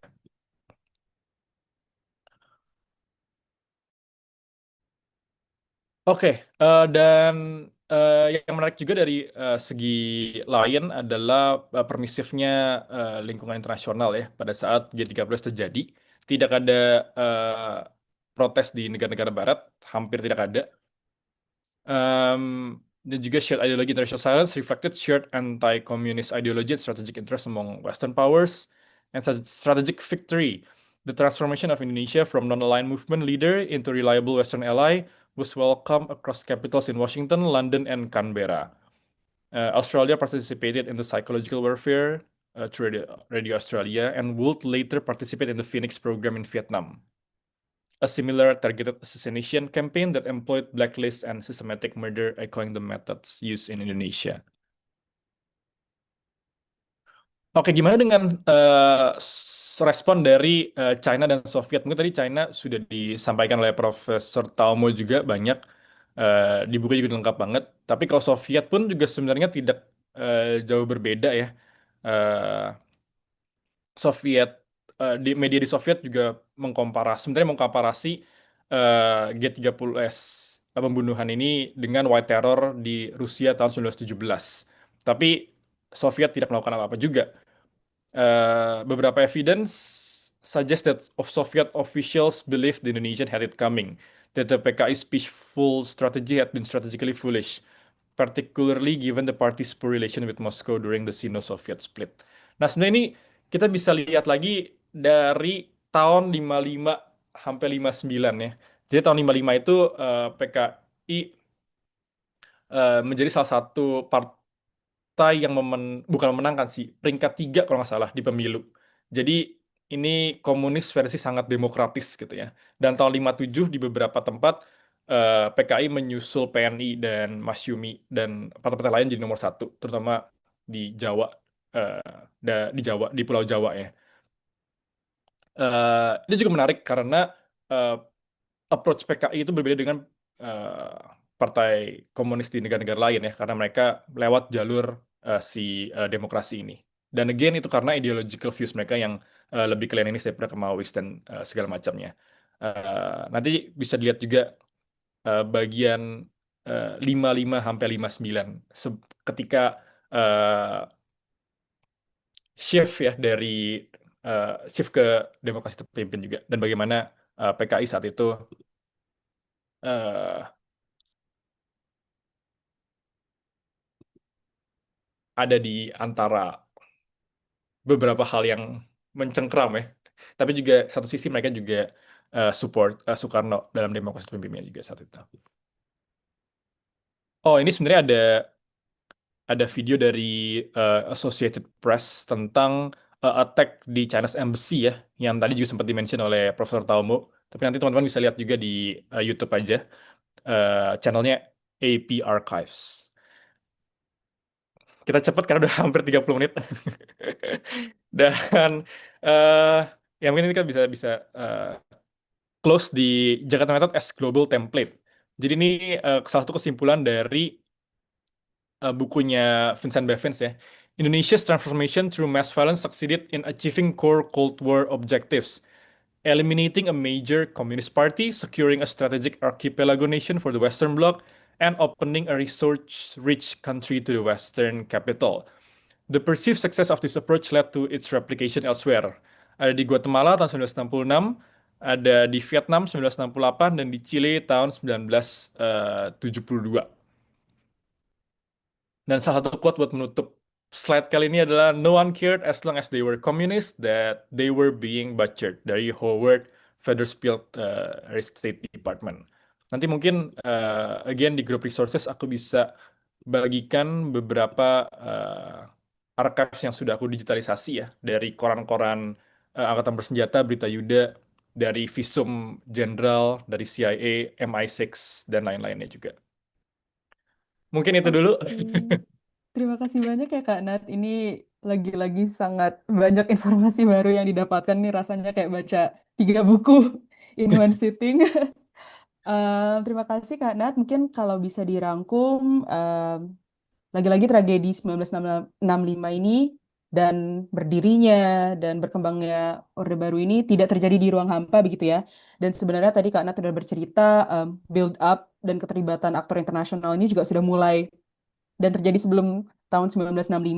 Tadi Kak Nat banyak mengutip buku The Jakarta Method, menceritakan keterlibatan besar Amerika Serikat melalui CIA yang bisa dibilang tertarik dengan Indonesia ya karena konteks perang dingin gitu ya antara AS yang anti komunis dan juga Uni Soviet pada saat itu yang dan juga sentralitas Indonesia karena PKI tadi Kak Nat bilang merupakan partai ketiga terbesar di dunia.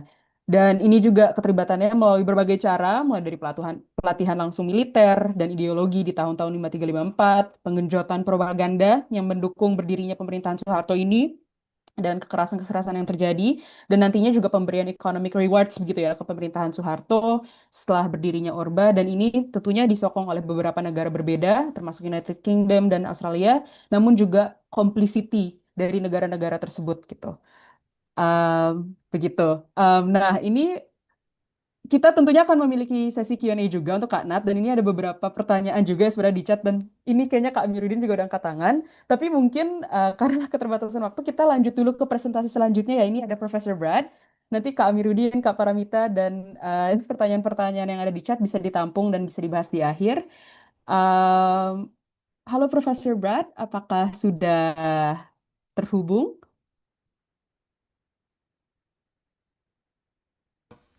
Can you hear me? Yes, I can. Hello. I'm so Um, sorry that I was late. I've been sick and slept through my alarm. no worries. It's early there in the US, right? Like it's 7 or is it 6? So it's like It's now 8. I never okay. sleep this late, but I've been getting over Okay, being sick and yeah. traveling Just a lot. okay, thank you So for joining with us. yeah. To fill you up, we had Professor Taomo earlier. She talked about her book and the relations between China and Indonesia and the build-up to the 1965 genocide and the build-up of the regime. Nathanael has done his presentation on his readings on the Jakarta method and the involvement of other countries. Dan sekarang kita ada Profesor Brad, teman-teman, tadi sudah saya em, jabarkan short intronya di depan, tapi bagi teman-teman yang baru bergabung, Profesor Brad akan bercerita tentang bukunya yang berjudul Economists with Guns, Authoritarian Development and US-Indonesian Relations 1960-1968. Begitu mungkin, Professor Brad, are you ready to take the stage? Yes, let me just plug Yes. my computer in really quickly. Thank you. So, ya, terima kasih banyak untuk invitasi. And I apologize again for being late. I I think what might be best for me to do is to simply give an overview of my work and the declassification work that I have done in trying to access U.S. documents concerning U.S. policy towards Indonesia between 1964 and 1966 and the mass killings, and to maybe just have a conversation about what we as scholars and activists can do with this sort of information. So I first started reading and learning about Indonesia when I was probably younger than many of you, or as young as many of you, in my 20s. And as an American, it horrified me to know that my government had been so directly involved in one of the great episodes of mass killing in modern history. I was also very active as a human rights and solidarity activist for Timor-Leste at the time. And I saw the two issues as very connected. As an American, understanding why the US government would have supported Suharto invading East Timor led me to wonder why the United States had supported Suharto in the first place. And so I went back and started reading and doing research on US-Indonesian relations and began to develop, this was now more than 20 years ago, began to develop my thinking on how to understand and explain US-Indonesian relations in the broader Cold War context. And much of the literature at the time, many of the scholars at the time viewed the US role in the 1965 and 66 killings and in Gestapo, the G30S, as sort of turning a blind eye, as having been opposed to Sukarno, but having played no direct role in attempting to overthrow him. In fact, one of the most important articles written by an American scholar prior to my book coming out in 2008 was entitled "How the United States Did Not Overthrow Sukarno." And it was essentially an apology for US, yes, today is the anniversary of the invasion of East Timor.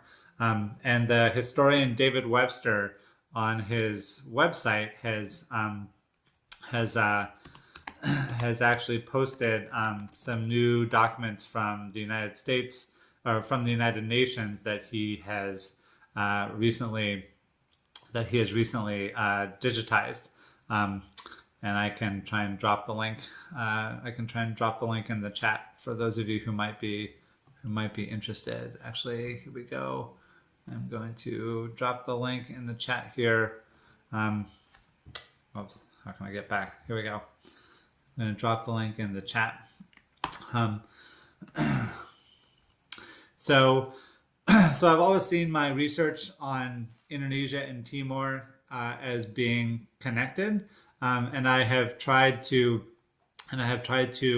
sort of conduct research and write as a scholar in ways that would hopefully support the work of Indonesians, activists and scholars who are themselves trying to uncover as fully as possible the international context for the mass killings that took place in 1965 and 1966, and how we can understand Suharto as sort of an international project.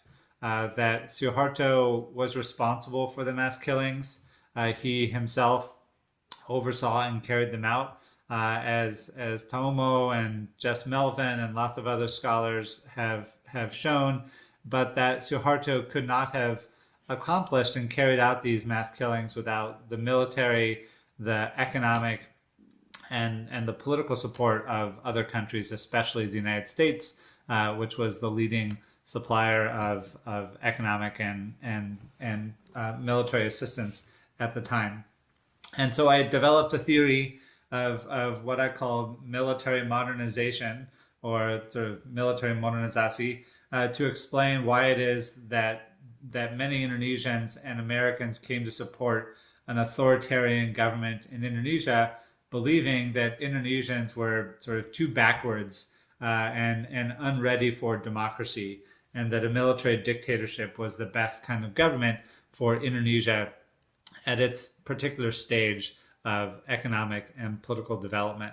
And initially, the research I did around the mass killings was not central to the way I thought about U.S.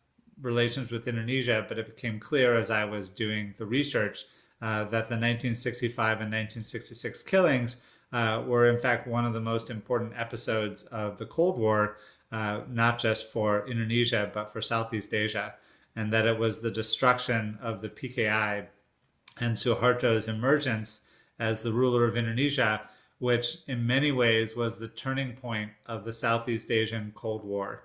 Because up to that point, and here I have some slides I can show, but I want to keep this a little bit more informal. How can I do this? Okay, so I will share my screen. Can I share my screen? Yes, I will share my screen a little bit. Okay, I'll share this. I'll share some slides, and then I will come back to talk a little bit more about the documentation project. So the context for this, as Nathan so aptly described, we all know the context, but I think it's important to place the U.S. interventions in Indonesia and the mass killings that followed in the broader context of the violence of the Cold War. Nearly 12 million people died or were killed by governments engaged in what we might think of as Cold War conflicts, and not just in Indonesia, but also in Bangladesh, in Afghanistan, in Iraq, Iran, and this is just in the sort of broader arc of the Islamic world and of Southeast Asia. Many hundreds of thousands more were killed in U.S. interventions in Central and Latin America, as well as in Southern Africa during the 1970s and 80s.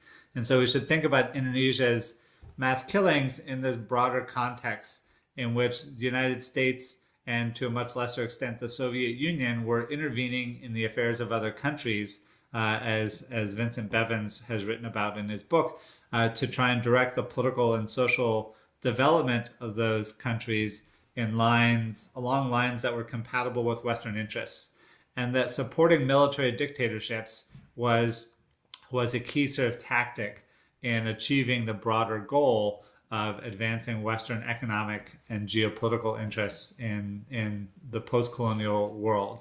And Sukarno, as we all know, was viewed as an obstacle to that because of his radical anti-colonialism, because of his willingness to forge political alliances with China, the country that the United States viewed as the sort of main adversary at the time, in fact, more of an adversary in Southeast Asia than the Soviet Union, and that it was the turn to China in it was the turn to China in the 1950s and 60s that really set the United States on the path towards supporting the mass killings, because the United States had reasonably sort of stable relations with the USSR, even though they were still involved in a Cold War.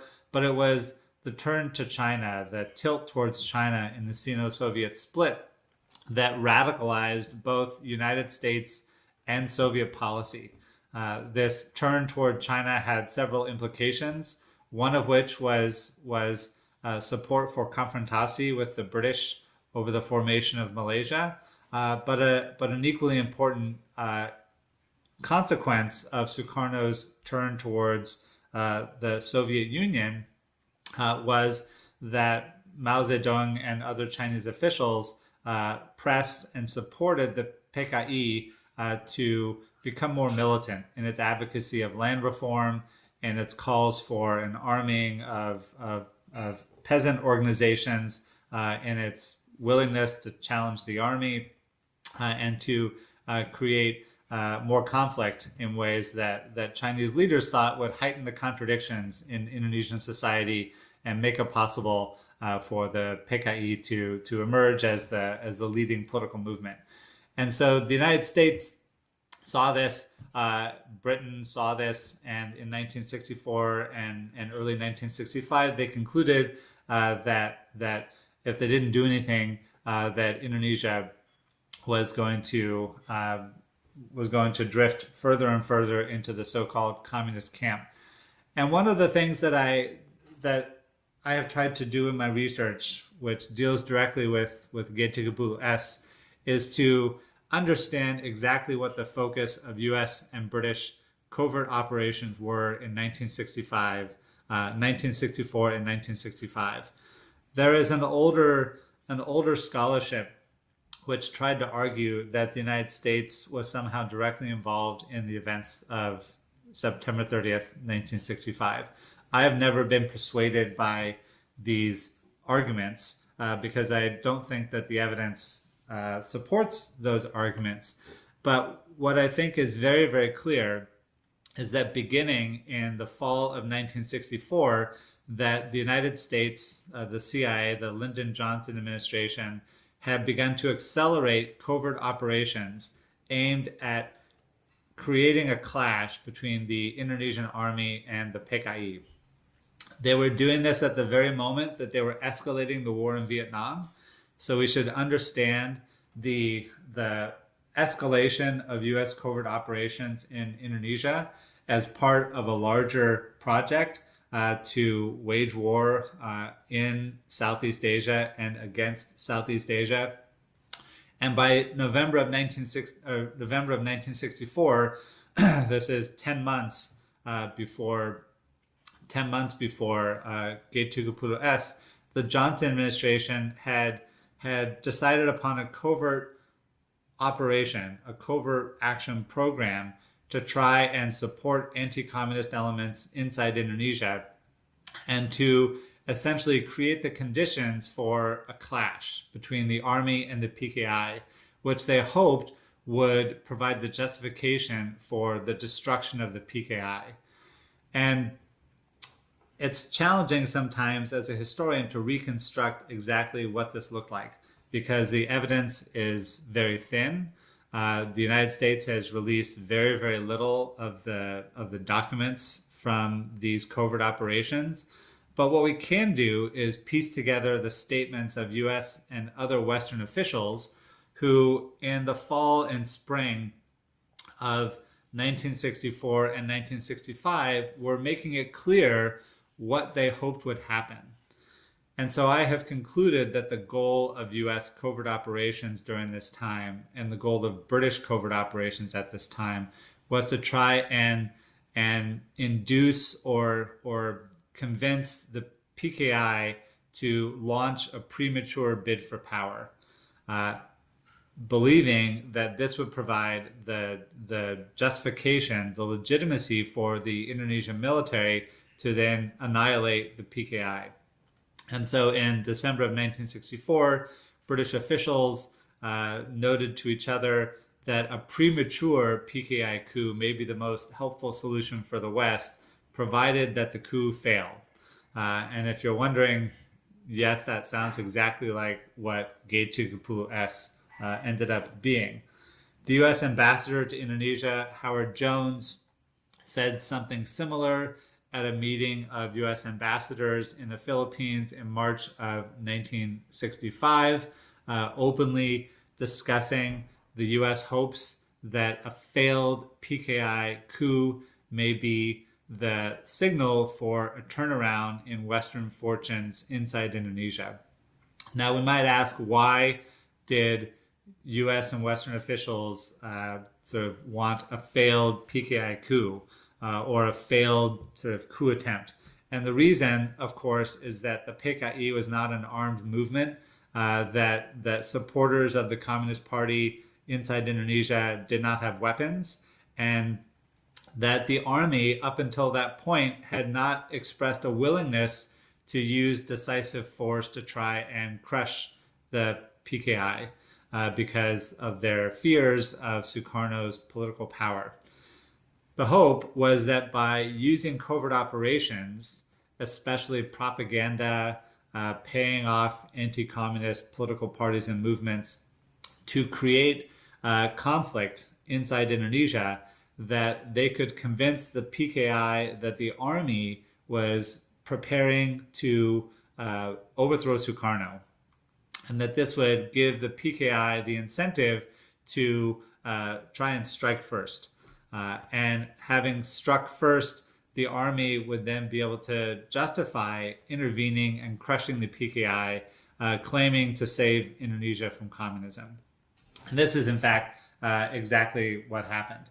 I don't claim or argue in my book and research that the United States or Britain orchestrated the events of October 1st, 1965, but I do argue very strongly that that something like what happened on October 1st was the goal of U.S. covert operations, that the goal had been to create conditions of chaos and confusion in which the PKI might be led to make a rash decision that would then provide the army with the justification for wiping out the PKI. And so we get to the mass killings, and I won't go into this in any detail because you all are Indonesians and students and know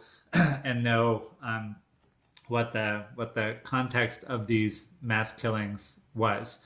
What I do want to do, though, is to talk a little bit about the other documents that I declassified in 2018.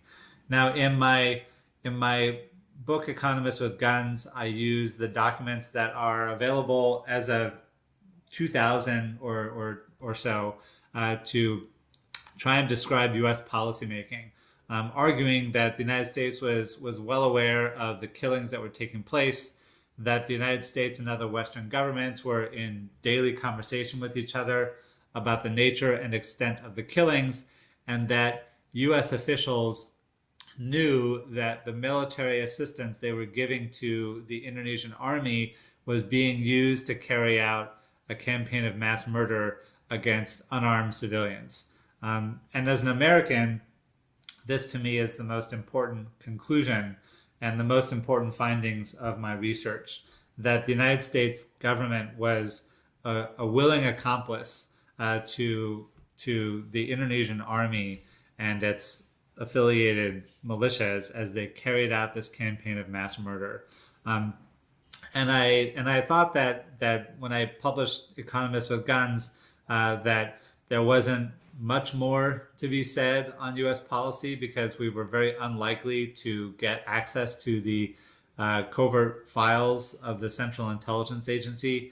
But in fact, in 2018, 2017, excuse me, I was able to digitize a collection of about 30,000 pages of formerly secret documents from the U.S. Embassy in Jakarta and from the U.S. consulates in Indonesia, which gave even more sort of horrifying information about about U.S. involvement and knowledge of the mass killings in 1965 and 1966. And I encourage anyone who is interested in this.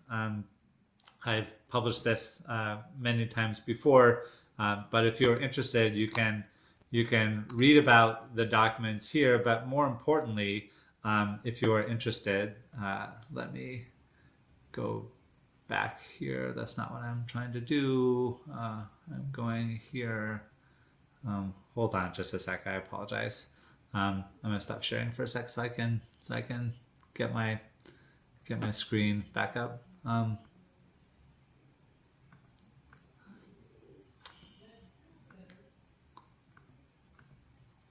Pardon me for just one moment.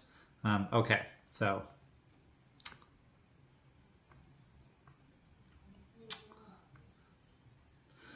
so the more important thing is for Indonesians, of course, to be able to read about this yourself. So if you go to this link, which I am dropping in the chat right now, you can read all 30,000 pages of these documents, if you like, by clicking on this link to a database that I set up with digitized copies of all of the documents that we declassified, and these are the daily records of the U.S. Embassy in Indonesia during this time, and they are a pretty gruesome record, I believe, of what the United States was doing in Indonesia and what it was aware of.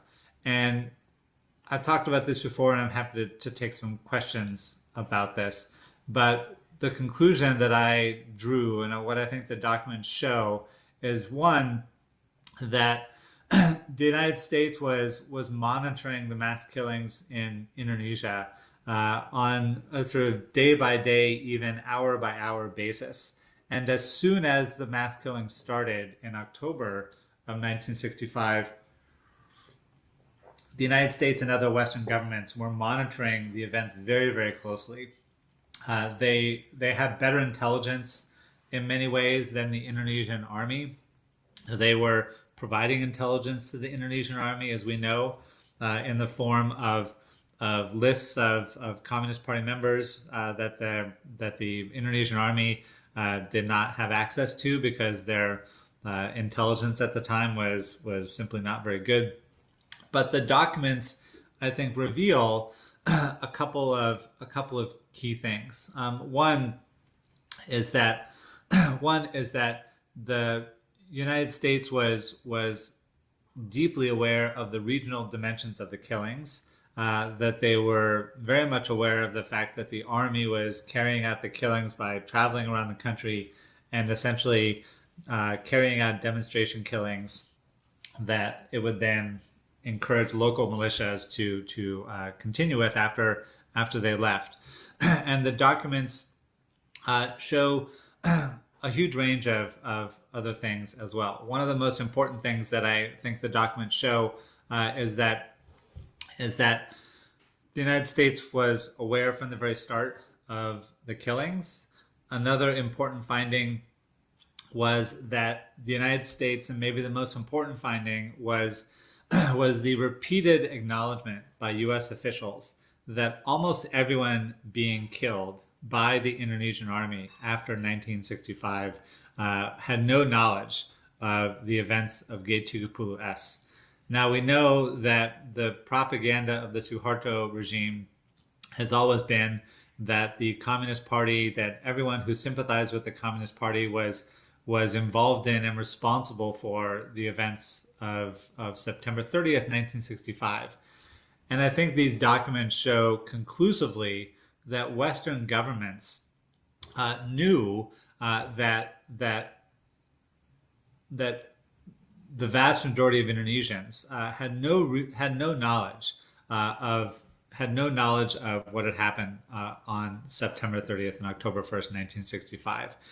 They were simply unaware and uninvolved.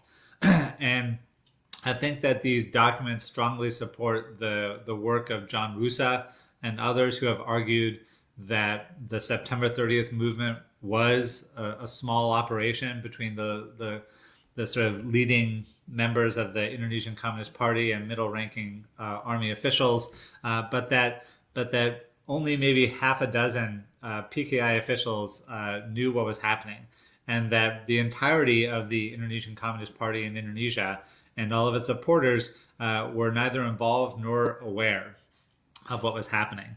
And this, I think,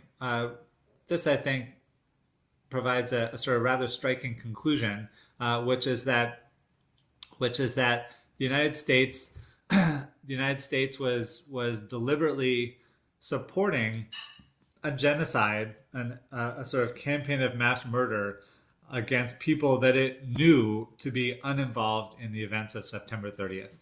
That this is, for me, the really important takeaway from these documents, that Western governments knew that the people being killed by the Indonesian army, that the people being killed by anti-communist militias had nothing to do with September 30th, that they were being killed because the Indonesian Communist Party posed a sort of strategic threat to broader US and Western interests, and that achieving those broader interests required the mass murder of hundreds of thousands of people and the elimination of the Indonesian Communist Party as an effective political force that could help Sukarno to resist US pressure to reintegrate Indonesia's economy into the broader sort of Western-led world economy.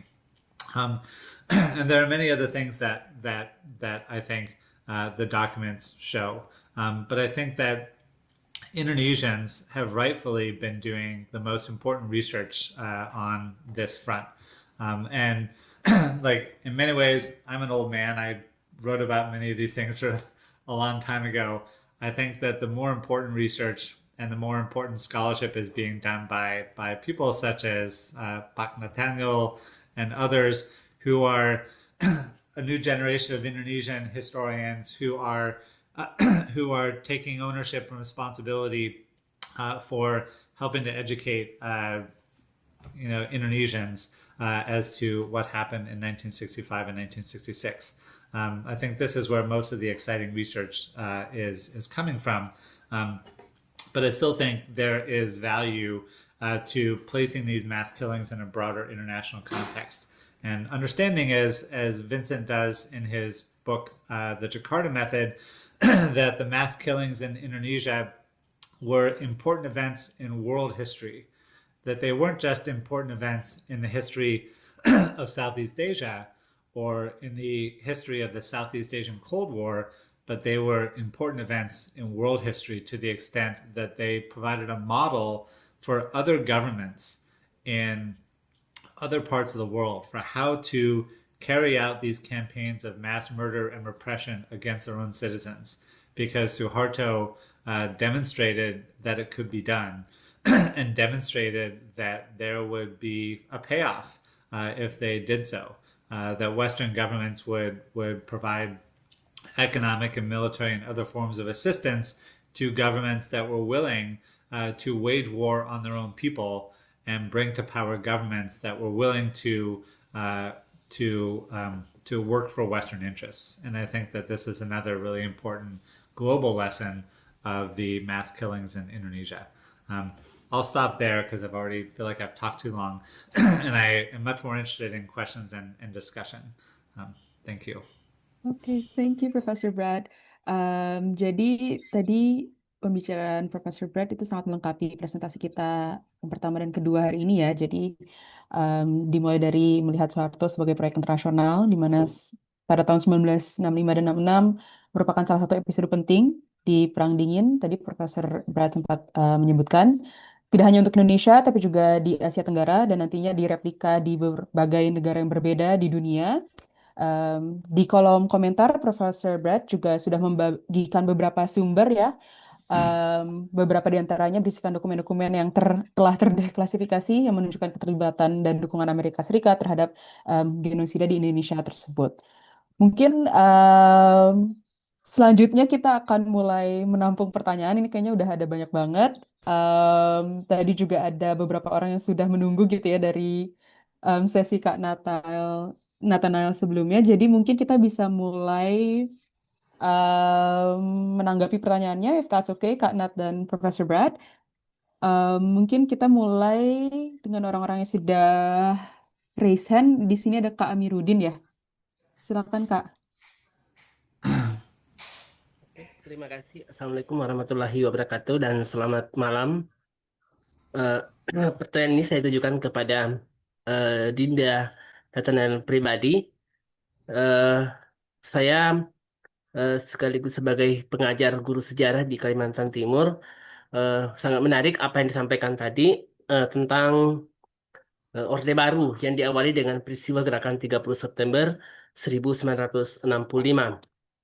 Yang menjadi pertanyaan bagi saya, dan mungkin bisa diberikan juga pencerahan, sejak saya mengajar sudah kurang lebih hampir 15 tahun, yang menjadi apa ya, yang menjadi permasalahan bagi diri saya membaca beberapa sumber, kemudian saya bisa mendefinisikan bahwa siapa sih sebenarnya yang menjadi dalam PKI di Indonesia sehingga bisa menjadi sebuah eh, peristiwa dan momentum yang menjadikan eh, Indonesia sebagai negara yang saat itu menjadi perhatian dunia.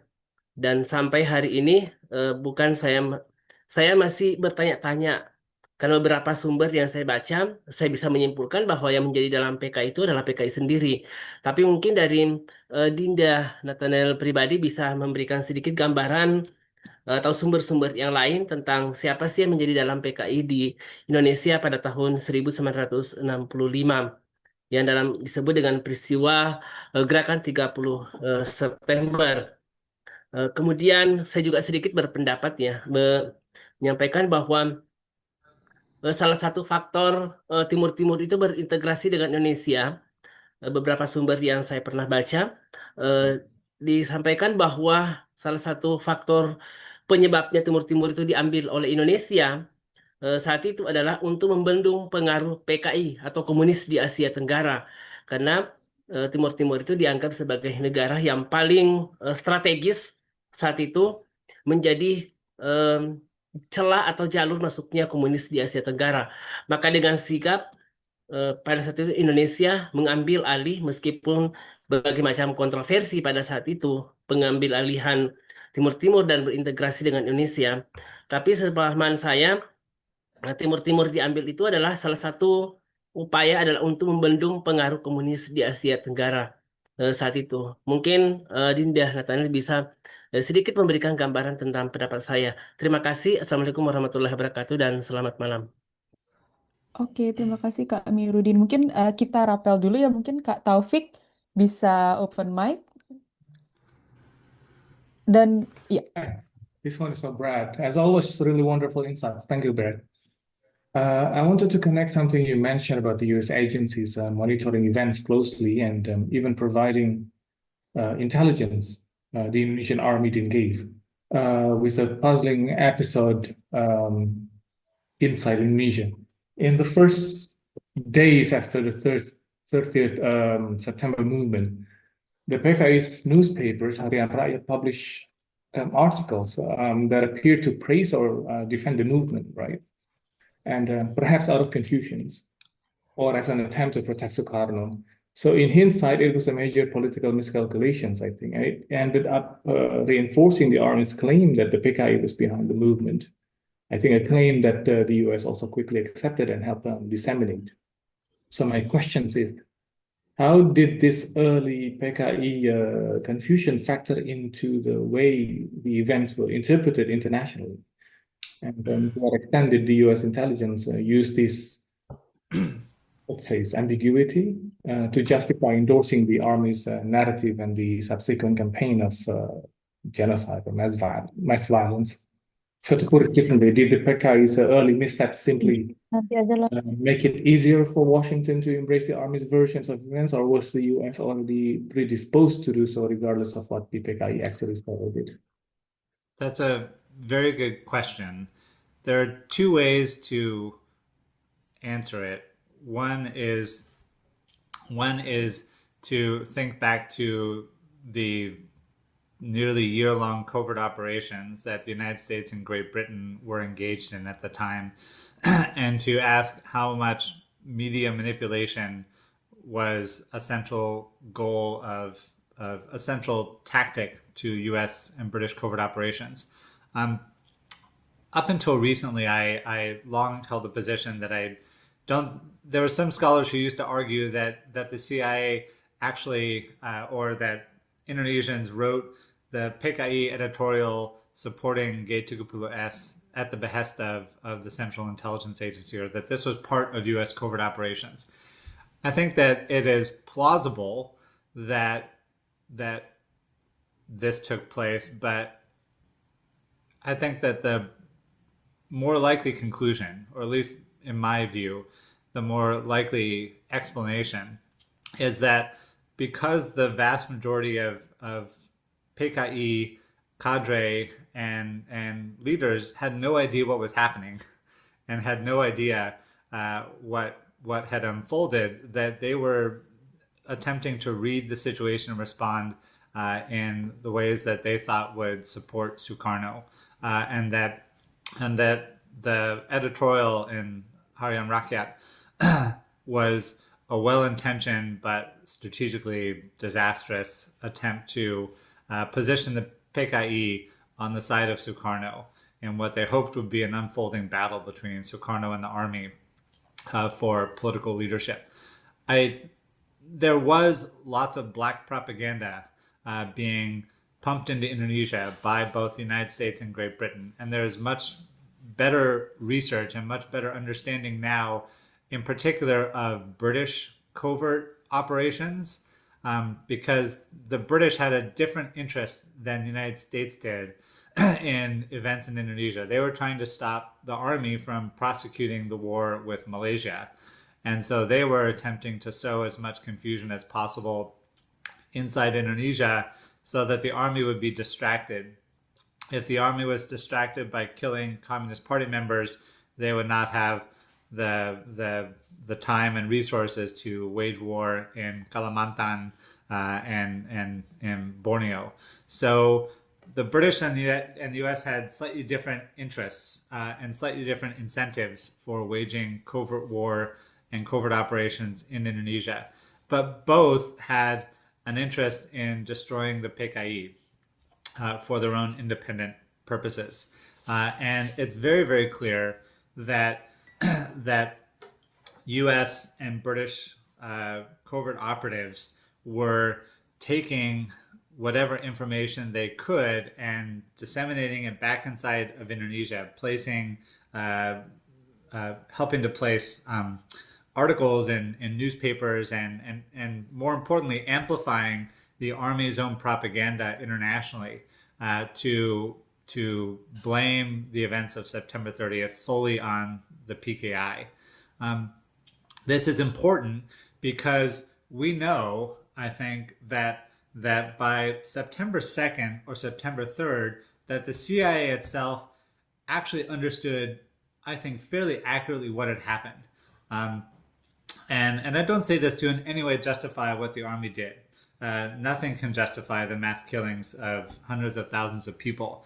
But in one of its earliest attempts to analyze the events of September 30th, the CIA said it appears that G30S was planned by a tiny cadre of the top leadership of the PKI in conjunction with some middle-ranking disaffected army officials, and that this was essentially an attempt to purge the army leadership to make it easier for Sukarno to get his way, and that this wasn't a bid for power, an attempted coup attempt, so much as it was an attempt to purge the leadership of the army of anti-Sukarno and anti-PKI elements. I think that's largely true. And it's important to recognize that U.S. officials and the Central Intelligence Agency understood from the beginning what had happened. And yet, they also were intent from the beginning on saying that the entire PKI was involved in Keterlibatan, that the entire PKI must be annihilated, that the danger in Indonesia is that the army will only go after those who were directly involved in the events of September 30th and not use these events as an opportunity to engage in a campaign of mass murder and repression against the PKI. And I show in my book that the United States in late 1964 actually exerted considerable pressure on Indonesian military leaders, including Suharto and Nasution, to wage this campaign of mass murder against the PKI and its affiliated organizations, because unless the PKI was destroyed, they would be unable to force the Indonesian government to adopt the policies that they thought were necessary to reintegrate Indonesia into the Western fold, especially the policies of welcoming foreign investment, of rewriting Indonesia's investment laws so that Western capital would have easy access to the country. These were the strategic goals.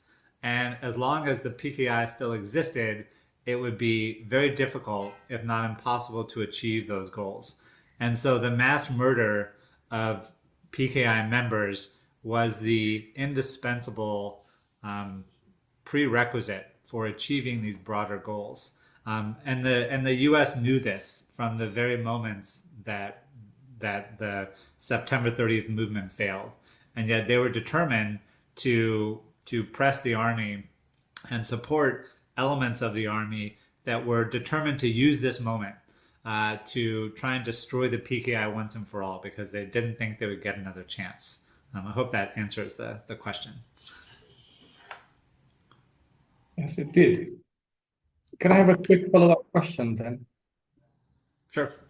If the British were primarily focused on what you said about the British and the Americans having different intentions is fascinating, but it makes me wonder about the interplay between these parallel agendas. If the British were primarily focused on ending the confrontasi with Malaysia, and while the US was pursuing a much broader anti-communist realignment in Southeast Asia, how did these two sets of interests converge so seamlessly in support of the army's actions or narrative? I don't think they were seamless. I think that the British, the Indonesian military and leading army officials in mid-October of 1965, as the killings were starting, they wanted the United States to reach out to. There were lots of back-channel negotiations with the British,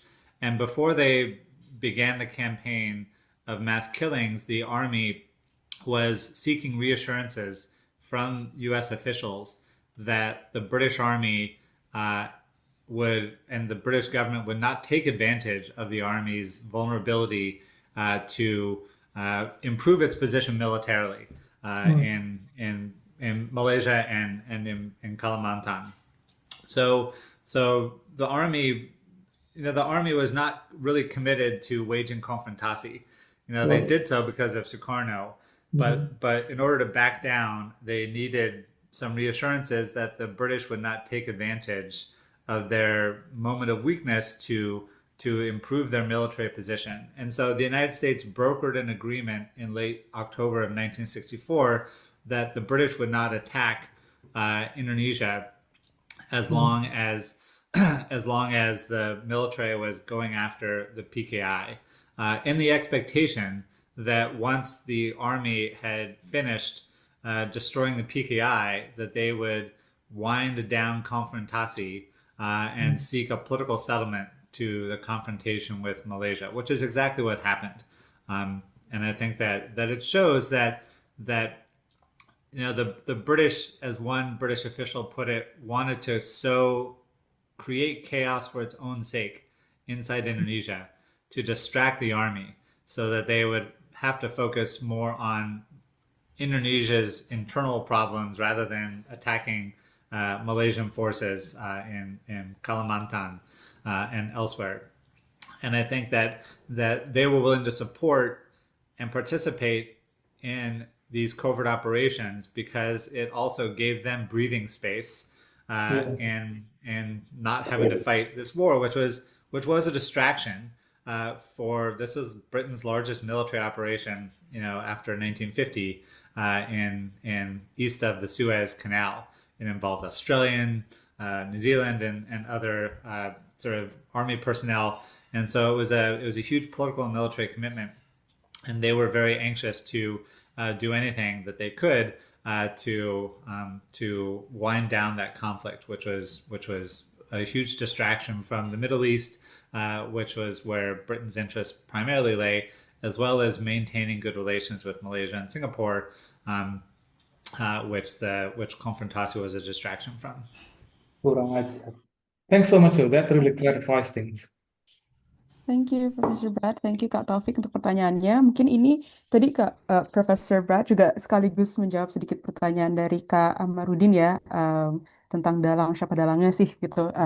Tadi Professor Brad sudah menyebutkan, jadi ada kepentingan-kepentingan strategis, termasuk kepentingan strategis Amerika Serikat, di mana jika PKI tidak dihancurkan, di mana jika genosida itu tidak dilakukan, Amerika Serikat tidak bisa memaksa atau mengajak Indonesia untuk berpihak pada mereka, dan juga memupuk hubungan, termasuk diantaranya hubungan ekonomi gitu ya, yang juga dilihat, yang bisa dilihat juga dari munculnya undang-undang penanaman modal asing gitu ya di era Orde Baru gitu.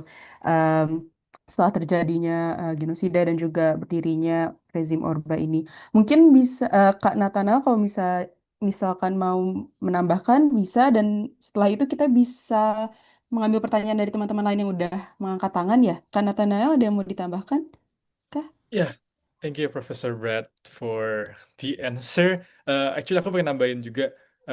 I think it's best for us to look at the primary sources gitu ya. Jadi misalnya kita bisa lihat Mahkamah Luar Biasa dari Dan Adit dan Syam, dan bagaimana mereka menjawab pertanyaannya, dan juga and that's why pelajaran sejarah harusnya berubah ya di Indonesia, di mana kita harusnya menjadi seperti historian, di mana kita menyajikan sources ke siswa ini. Jadi tidak menerima langsung dari apa yang ada di buku, tapi melihat misalnya G30S, apa yang terjadi saat Letkol Untung, apa yang Letkol Untung lakukan, Aidit, Syam, dan bagaimana anggota-anggota PKI lain tuh left out behind juga, dan bagaimana kita lihat dari dokumen-dokumen Foreign Office dan segala macamnya. Tapi itu aja sih, tapi sisanya dijawab sama Profesor Brad juga. Thank you. Oke, ini mungkin selanjutnya kita ke Kak Raga dan Kak Arwi dan Kak Manik gitu ya, 3 pertanyaan kita kumpulkan terlebih dahulu. So if I could just say one Yes. quick thing in response to Nathanael. So Matt Fibiger, in his book Suharto's Cold War, I think has shown that it is possible to do research in Indonesian archives around this period, which are still mostly closed, to be sure. But he, I think, has gained access to a lot of material in the Indonesian National Archives, which I would encourage Indonesian scholars to also take advantage of. It's unclear if Prabowo is going to restrict that access now that he is president. But I think that Matt Fibiger, in the files that he was able to gain access to, has showed pretty conclusively that Suharto in early 1966, as he was coming to power, was acutely aware of Indonesia's vulnerability and the need to get Western economic and technical and political assistance to legitimize his authoritarian project and to legitimize his hold on power. And it shows, at least to me, one, how Indonesian officials recognized that at least in 1965 and 1966 that they had very little leverage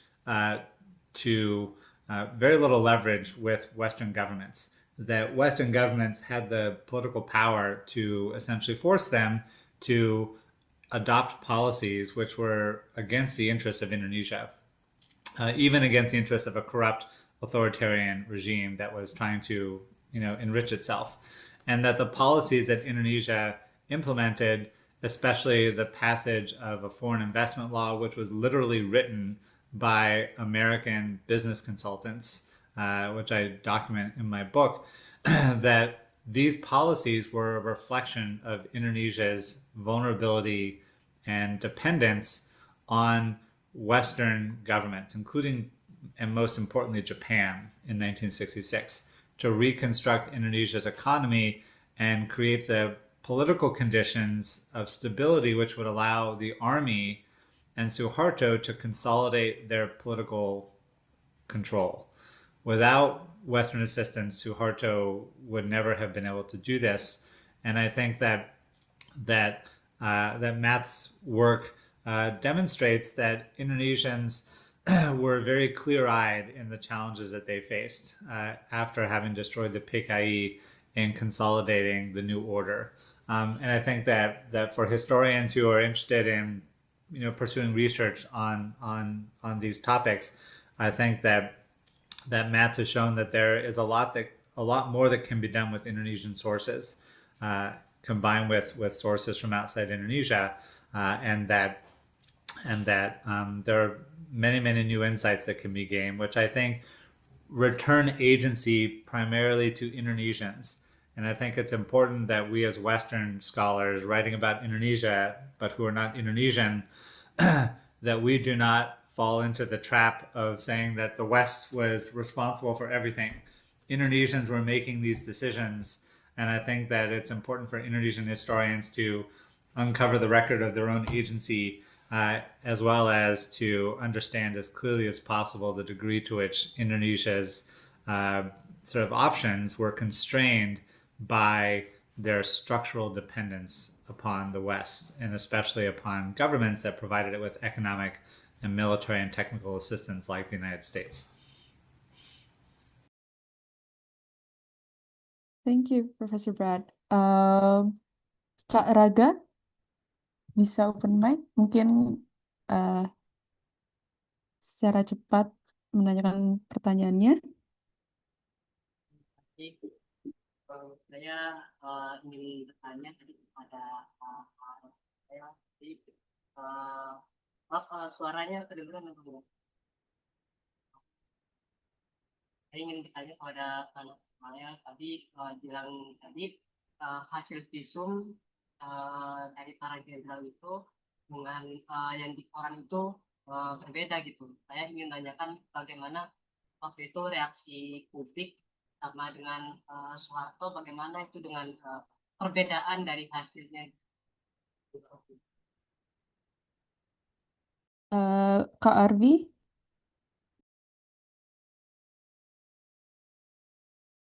Kalau Kak Arvi belum open mic mungkin oke. Kak Don Manik ya. Bisa selanjutnya. Baik, terima kasih atas waktu yang diberikan. Saya sebenarnya mau menawarkan sebuah diskursus baru, apabila nanti bisa kita bawakan di di kesempatan berikutnya lebih baik. Saya mengapresiasi apa yang dilakukan oleh Bung Nathanael sejauh ini untuk membawa kembali topik yang bertahun-tahun atau bahkan dalam banyak dekade gitu ya ditutupi dari bangsanya sendiri gitu.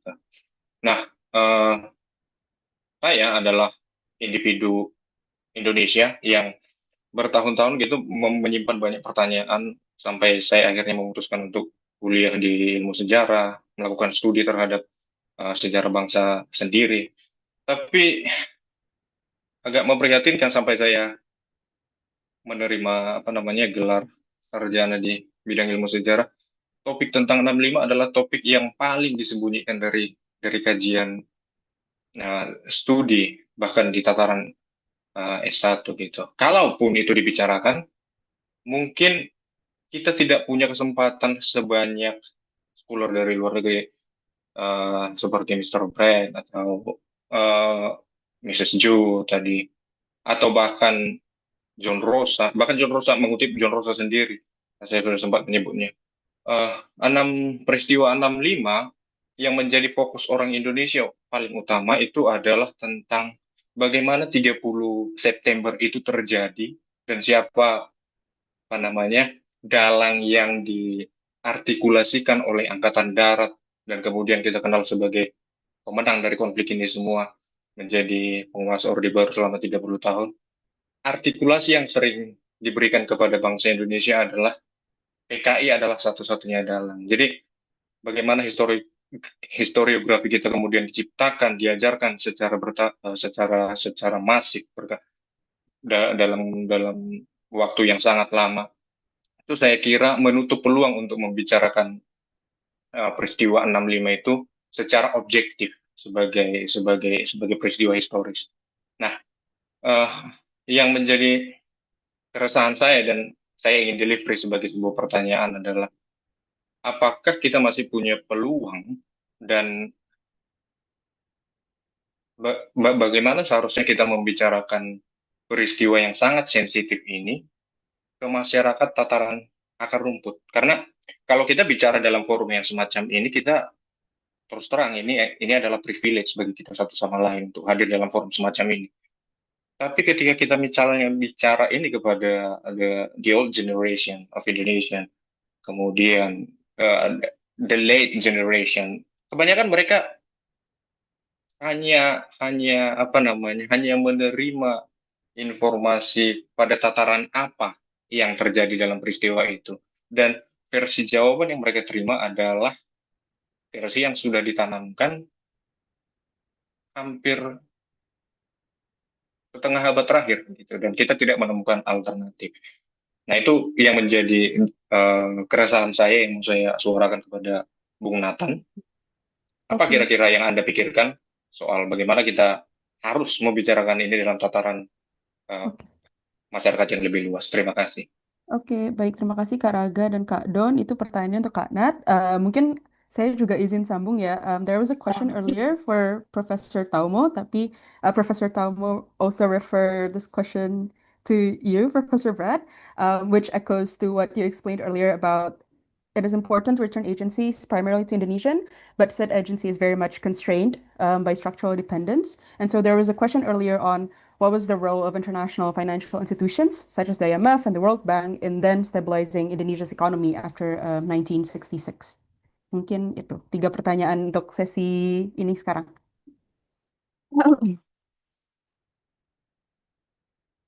Bisa Kanat dulu atau Profesor Brad? Silakan. Mats Fibiger has done the best recent research on this because he has been able to get into the archives of the International Monetary Fund and the World Bank. We know that even from my research that Indonesia was deeply in debt and needed to renegotiate its debt in order to gain access to Western credit, and that put Western financial institutions in a very strong position to demand the kinds of policies which Western governments wanted as a condition of renegotiating that debt. And the IMF and the World Bank themselves were not the institutions with the primary political control, I would argue. I think that the two countries that had the most power were the United States and Japan.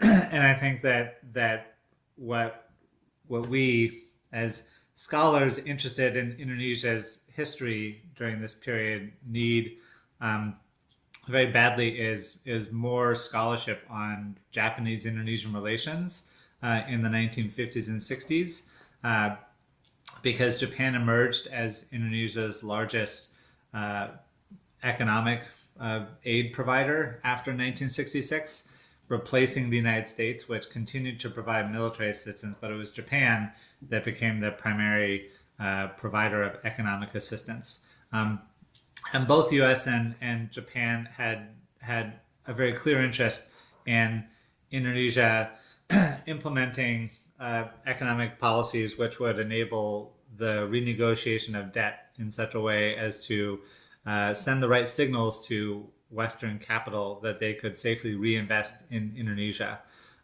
Some of this was simply a structural hangover from the Sukarno period, that the Western governments wanted to start lending money and investing in Indonesia, but they needed for Indonesia to demonstrate its willingness to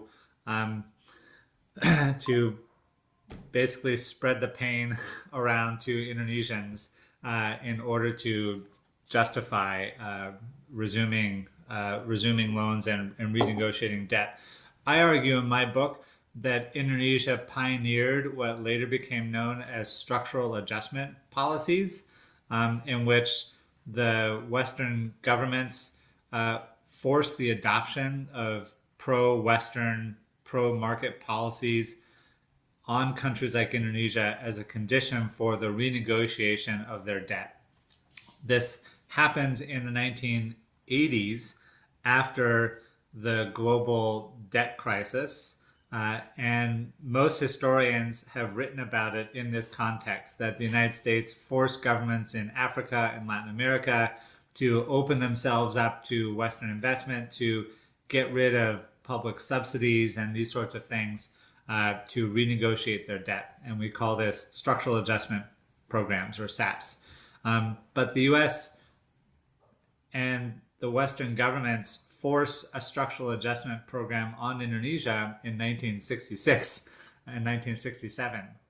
And so again, Indonesia in many ways was serving as a model, a pioneer for Western governments to show how they could use international financial institutions to force the reconstruction of Indonesia's economy along pro-Western lines, and how they could use Indonesia's need for access to foreign capital and foreign credit, more importantly, to get the government to implement policies which were favorable to the West.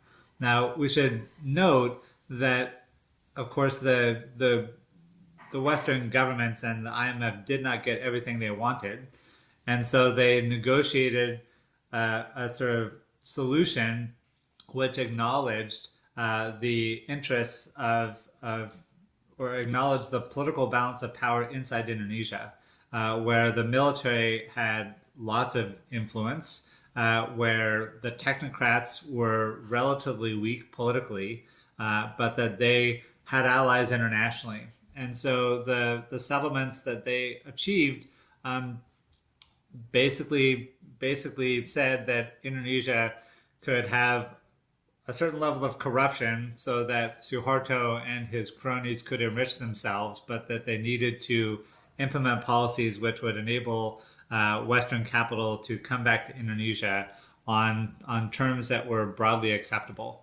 And those governments and those firms recognized that there would be a heavy price to pay for re-entering Indonesia in the form of corruption and payments to the army and everything else, but that this was worth it because there was so much money to be made in especially extractive sectors, mining, timber, gold, copper mining in places like Papua, natural gas and oil in northern Sumatra.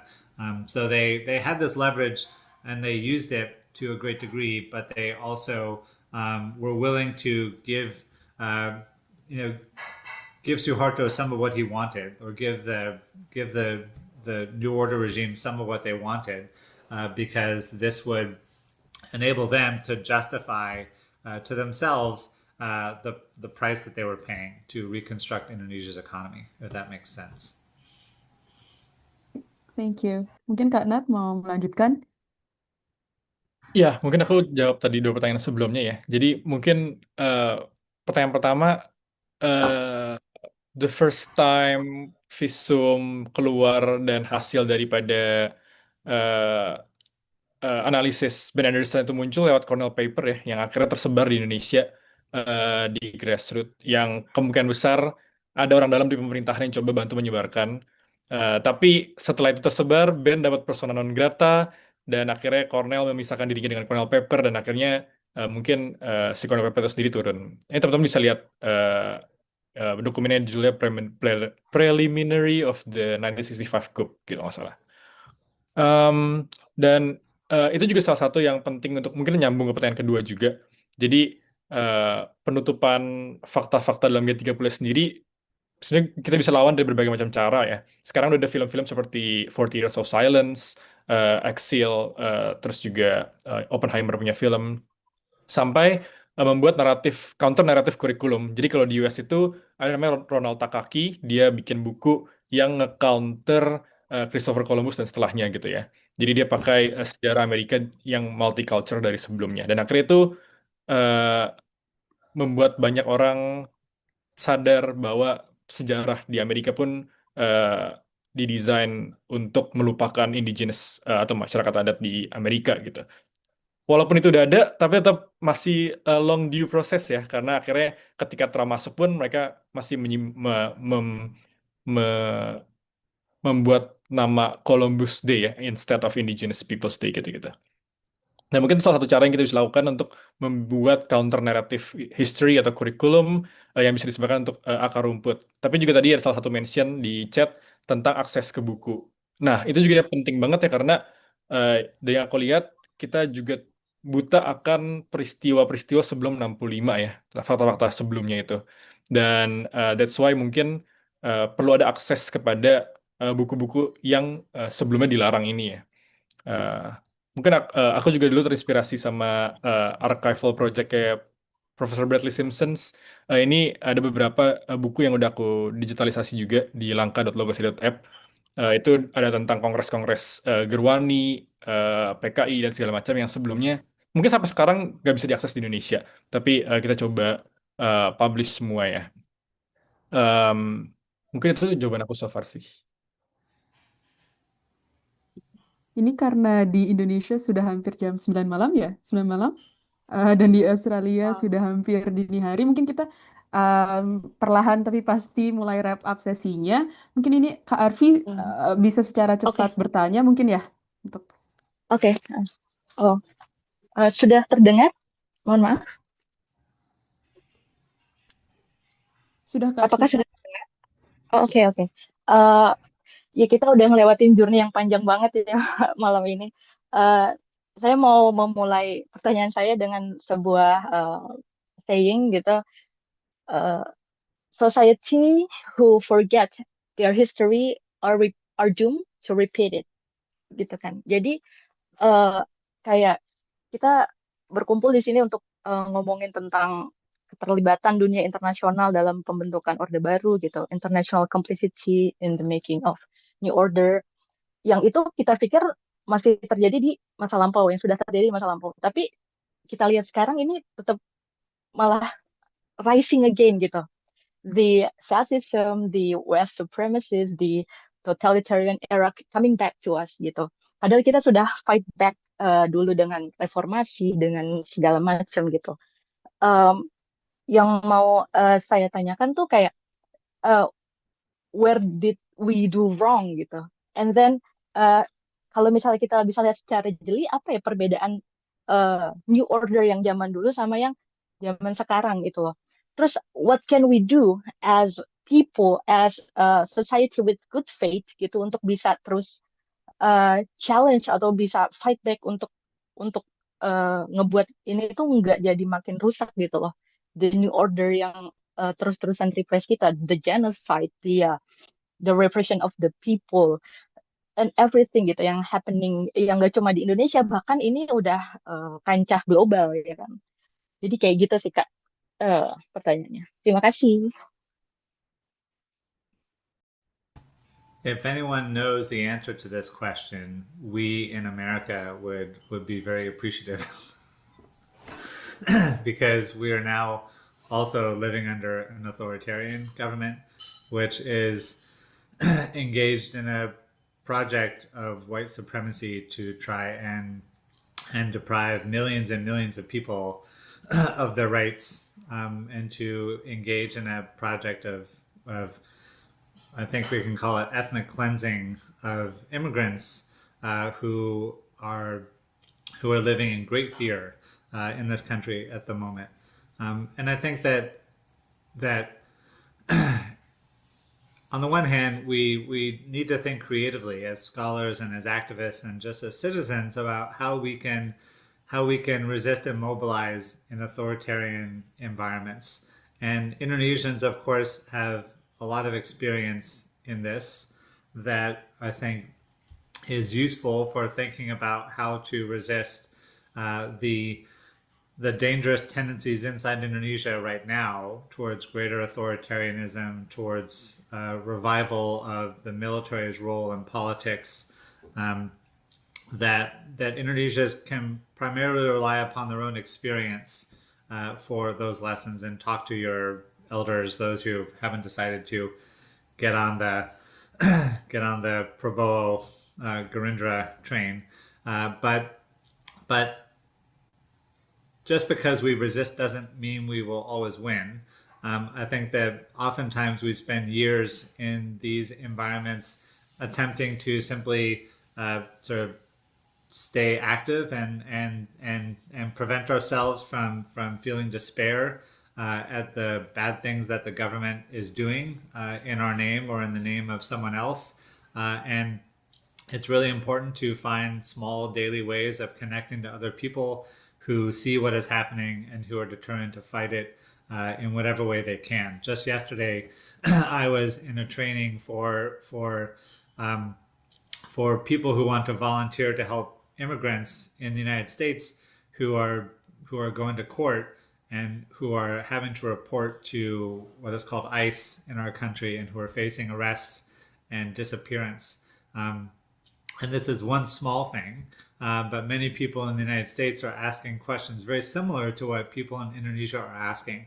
What are things that I, an ordinary person, can do to try and fight against this huge project of authoritarianism, which seems as if it can't be stopped, and yet millions of people in the United States are trying as much as they can on a daily basis to try and do the small things that are available to them, because we never know when historical circumstances are going to change and when the conditions are going to be created, or the conditions will erupt that make it possible for ordinary people to exercise agency. And I think that in May of 1998, after decades of being repressed and arrested and imprisoned and otherwise sort of beaten down, that millions of Indonesians in the wake of the Asian financial crisis demonstrated that masses of people can exercise agency. And it's only because, I think, for years, Indonesians, after the destruction of the PKI, faced huge obstacles in doing anything because of the repression of the Suharto regime. And yet they kept doing things, even though people were being arrested and killed and driven into exile. And especially young people kept doing things in the face of great repression. And I don't think anyone anticipated that in May of 1998 that these mass uprisings would convince the army to finally get rid of Suharto. But this is actually what happened. And I think one of the lessons of that is that we never know when history is going to open up and when a moment is going to emerge in which ordinary people can really exercise agency and change history in a big way. Until those moments happen, I think we have to believe as citizens, as people who are connected to each other in Indonesia or the United States or elsewhere, that daily acts of resistance, daily acts of educating ourselves, of reading about the struggles of other people, of connecting to our neighbors, connecting to movements that are in our own communities that are pro-democracy, that are pro-human rights, that if we do those things, that at the very least, we don't lose hope. And it's important not to lose hope. And that maybe, just maybe, something will happen, circumstances will change, which will create the possibilities for much more substantive change to take place. As an American, I feel this sense of despair right now very deeply, and it feels in some ways, as I imagine many Indonesians must have felt in the late 90s, when you have an authoritarian system that is under pressure and is sort of scared to lose power, but it's still very, very dangerous. And I think that those are the moments where we have to think about what we can do and what risks we are willing to take to continue to assert our dignity and our humanity with our friends and our families and our neighbors and other people, because authoritarian regimes depend on your fear. They depend on you believing that they are more powerful than they actually are. And sometimes when people resist, they can at least keep those regimes at bay and demonstrate that if we really fight, that sometimes they back off because there are more of us than there are of them. And at the end of the day, these regimes don't last forever, and there need to be people who are organizing and trying to prepare for the future that comes after those regimes leave power. That's my hopefully optimistic take. I don't know what Nathanael and Dhania, what you think. I'd be interested in hearing your thoughts as Indonesians as well, and any advice you could give us as Americans, because we're desperate for help. Mungkin bisa lanjut ke Nathanael. Yeah, I think I agree with Professor Bradley Simpson, and I think we should have more collaborations within like the Indonesianis di luar negeri, orang Indonesia, grassroots movements dan segala macamnya. Dan mungkin aku bisa tanya ke Kak Dania juga sih, menurut Kak Dania kayak gimana? Ini sebenarnya sangat itu ya, udah masuk ke bagian refleksi, ini cocok untuk kayak menutup sesinya.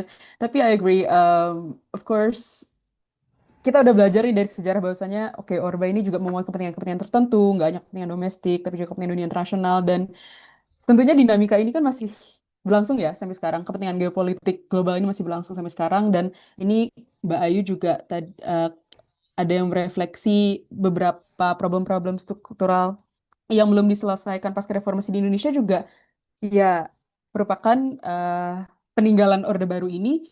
Jadi ya mungkin saat ini apa yang kita bisa lakukan adalah itu daily acts of resistance, making sure that melakukan refleksi bersama, making sure that oke, gimana nih kita tahu sejarah ini terjadi, bagaimana kita bisa belajar dari itu, tidak mengulangi, apalagi dengan sekarang di Indonesia pun, gak hanya di Amerika Serikat, makin kuat pendekatan militeristik dan otoriter yang mengedepankan investasi dan mengorbankan kepentingan rakyat dan alam di Indonesia gitu. Jadi penting dari segala bentuknya kita tadi nyambung Kak Taufik juga, gimana sih mengedepankan transparansi, membela kebebasan sipil gitu ya, memperkuat hubungannya juga, menolak monopolisasi narasi historis, terutama upaya saat ini ada upaya penulisan buku sejarah nasional di Indonesia oleh Van Lizon dan sebagainya. Dan juga di level sehari-hari ya warga bantu warga begitu ya, bersolidaritas dengan mereka yang miskin, yang mungkin tidak bisa mengakses sumber-sumber ini, bersuara untuk mereka yang di lingkungannya tetap dirusak, ini kata Mbak Ayu, dan yang ditangkap, kriminalisasi dan sebagainya. Gitu. Mungkin any final words dari Kak Nathanael dan Professor Brad? Ini teman-teman di chat juga sudah banyak sekali ya refleksi. I would just say thank you. I was just in East Timor this summer, and today is the 50th anniversary of the Indonesian invasion of East Timor. And when I was there, one thing that I noticed was how strong solidarity with Palestine is in East Timor right now, because having survived a genocide at the hands of the Suharto regime, East Timorese people in Timor-Leste are deeply aware of the suffering of others. And even though Timor is a very small and poor country, there were Palestinian flags everywhere.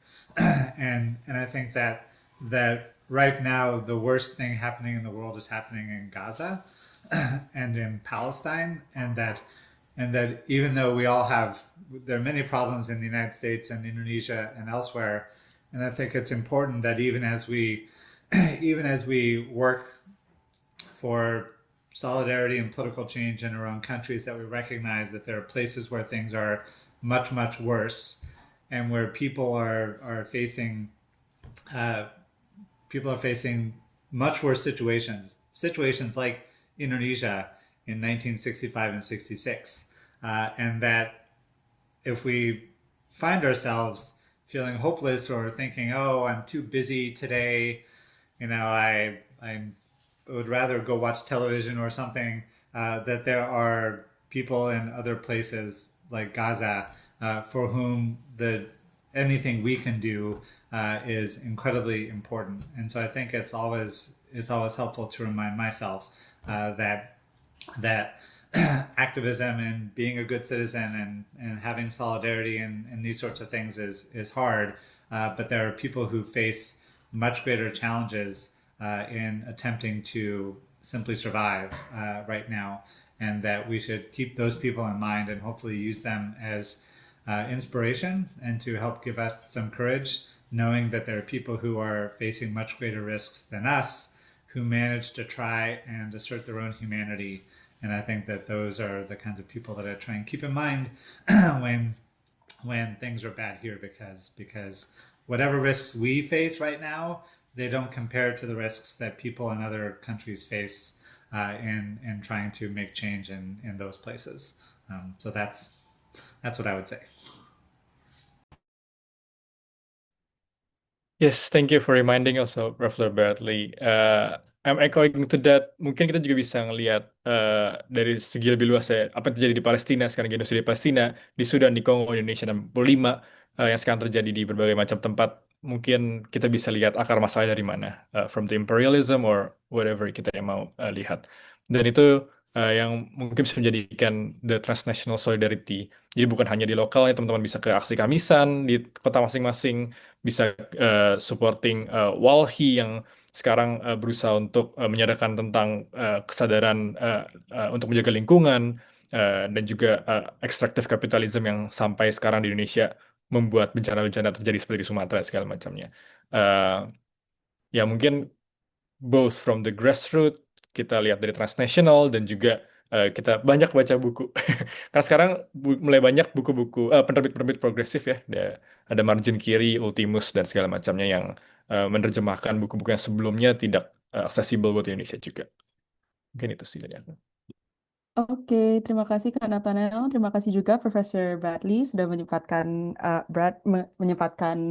datang ke sesi hari ini.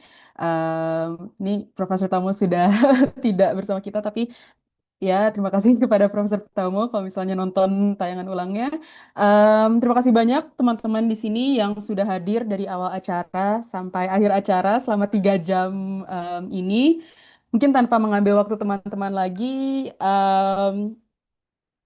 Terima kasih jika ini kelasnya masih berlangsung, ada sekitar 12 sesi lagi mengulik Orde Baru gitu dari berbagai macam sisi, tapi tentunya berhubungan. Teman-teman bisa keep updated di melalui Instagram Logos begitu ya, dan Indonesia Bergerak, Aksi Kamisan, dan juga lainnya, kolaborator lainnya. Jika ada pertanyaan yang semisal tadi belum dibahas atau ingin melanjutkan diskusinya, bisa juga berdiskusi di WhatsApp grup kita gitu. Di situ juga sumber-sumber dari Kak Nat dan mungkin dari Profesor Brad bisa diunggah gitu ya, bisa melanjutkan diskusinya, pembahasannya, dan action itemsnya ke depannya gitu sebagai warga Indonesia itu apa aja sih. Begitu. Terima kasih teman-teman. Semoga malam Ya, harinya, thank you, Terima kasih siang Professor. banyak. harinya, sorenya. Bye. Terima kasih. Bye. Terima kasih semuanya. Thank you.